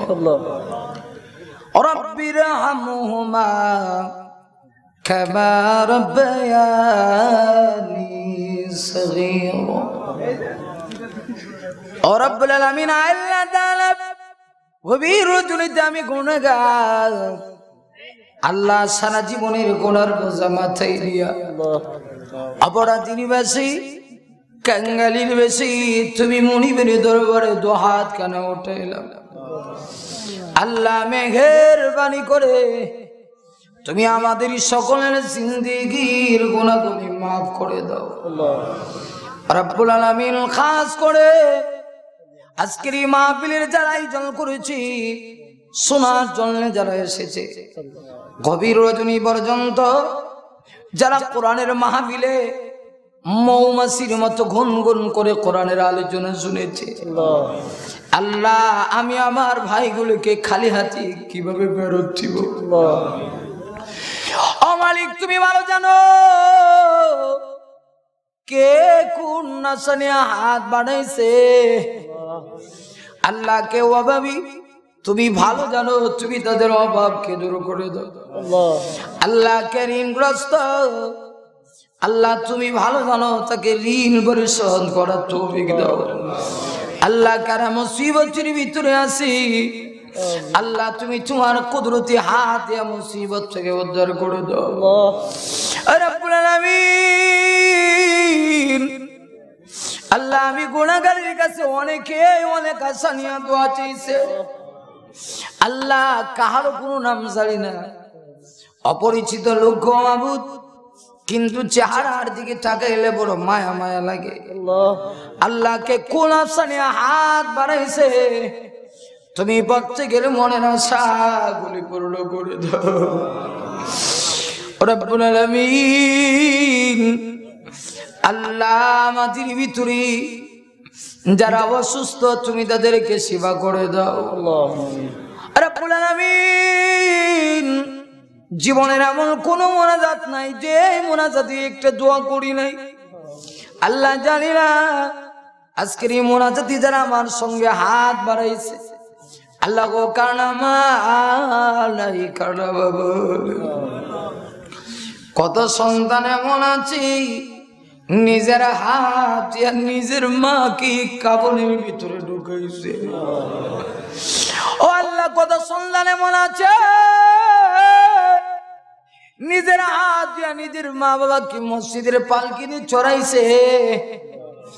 কত সন্তান এমন আছে নিজের হাত দিয়া নিজের মা বাবাকে অন্ধকার কবরে দাপন করছে।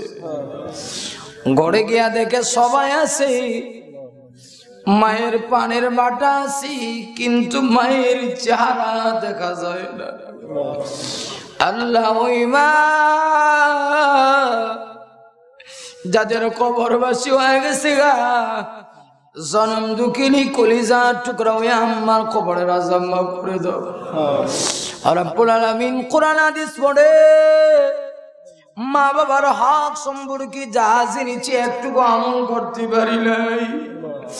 আল্লাহ তোমার নবী বলেছি তামাম পৃথিবী দিয়ে দিলেও মায়ের এক ফোঁটা দুধের ঋণ পরিশোধ হবে না। আল্লাহ ওই মা বাবার কবরের আযাব মাফ করো। যাদের আব্বা আম্মা বেঁচে আছে তাদের নেক হায়াত দারাজ করো। আল্লাহ এই মসজিদকে কবুল করো, মসজিদের মুসল্লিয়ানে আজমগণকে কবুল করো। মুরব্বীরা দোয়া চাইছে, আমার বাবার বয়সী দাদার বয়সী মুরব্বীরা দোয়া চাইছে। আল্লাহ মুরব্বীগুলোকে তুমি আবু বকরের মতো কবুল করো। যুবক ভাইদের আল্লাহ অনেক মেহনত, আল্লাহ যুবকগুলিকে তুমি খালেদ বিন ওয়ালিদের মতো কবুল করো। আল্লাহ গোটা পৃথিবীতে মুসলমানগুলিকে তুমি হেফাজত করো। ও মালিক, ইমানের দুর্বলতার কারণে মুসলমানদেরকে তুমি কাফেরদের হাতে মার খাওয়াইও না। গোটা পৃথিবীর মুসলমানদেরকে ঐক্যবদ্ধ হওয়ার তৌফিক দান করো। আল্লাহ আমাদের দেশে অনেক আলেমেরা শান্তির ভিতরে আছে, শান্তি দাও। আল্লাহ হক কথা বলে অনেকে জেলখানায় বন্দী, তাদেরকে হেফাজত করো। আমরা যারা হক কথা বলি আল্লাহ আমাদেরকে ঈমান এবং আমল নিয়ে বাঁচার তৌফিক দান করো। রব্বুল আলামিন, আমি অসুস্থ আল্লাহ, অনেক জায়গায় ওয়াদা দিছি, আমার কোনো যোগ্যতা নাই, তুমি তৌফিক দাও আমি যেন কথা বলতে পারি। আল্লাহ তুমি যার হাতকে পছন্দ করো এর উসিলা করে আমাদের দোয়াকে তুমি কবুল করো। আপন হাতে আল্লাহ তুমি বানাইয়া কেমনে দিবা জাহান্নামে ফেলিয়া, কেমনে দিবা জাহান্নামে ফেলি। আল্লাহ জাহান্নাম থেকে পানা চাই, আমাদেরকে মুক্তি দান করো। রব্বুল আলামিন, মরণের আগে একটা বার হলে তোমার হাবিবের রোজা পাক জিয়ারত করার তৌফিক দিও। যেই দিন মালাকুল মউত আসবে আমাদের সকলের জবানে জারি করে দিও তোমার ওই মধুর কালেমা জানি লা ইলাহা ইল্লাল্লাহু মুহাম্মাদুর রাসূলুল্লাহ। আসসালামু আলাইকুম রাহমাতুল্লাহ।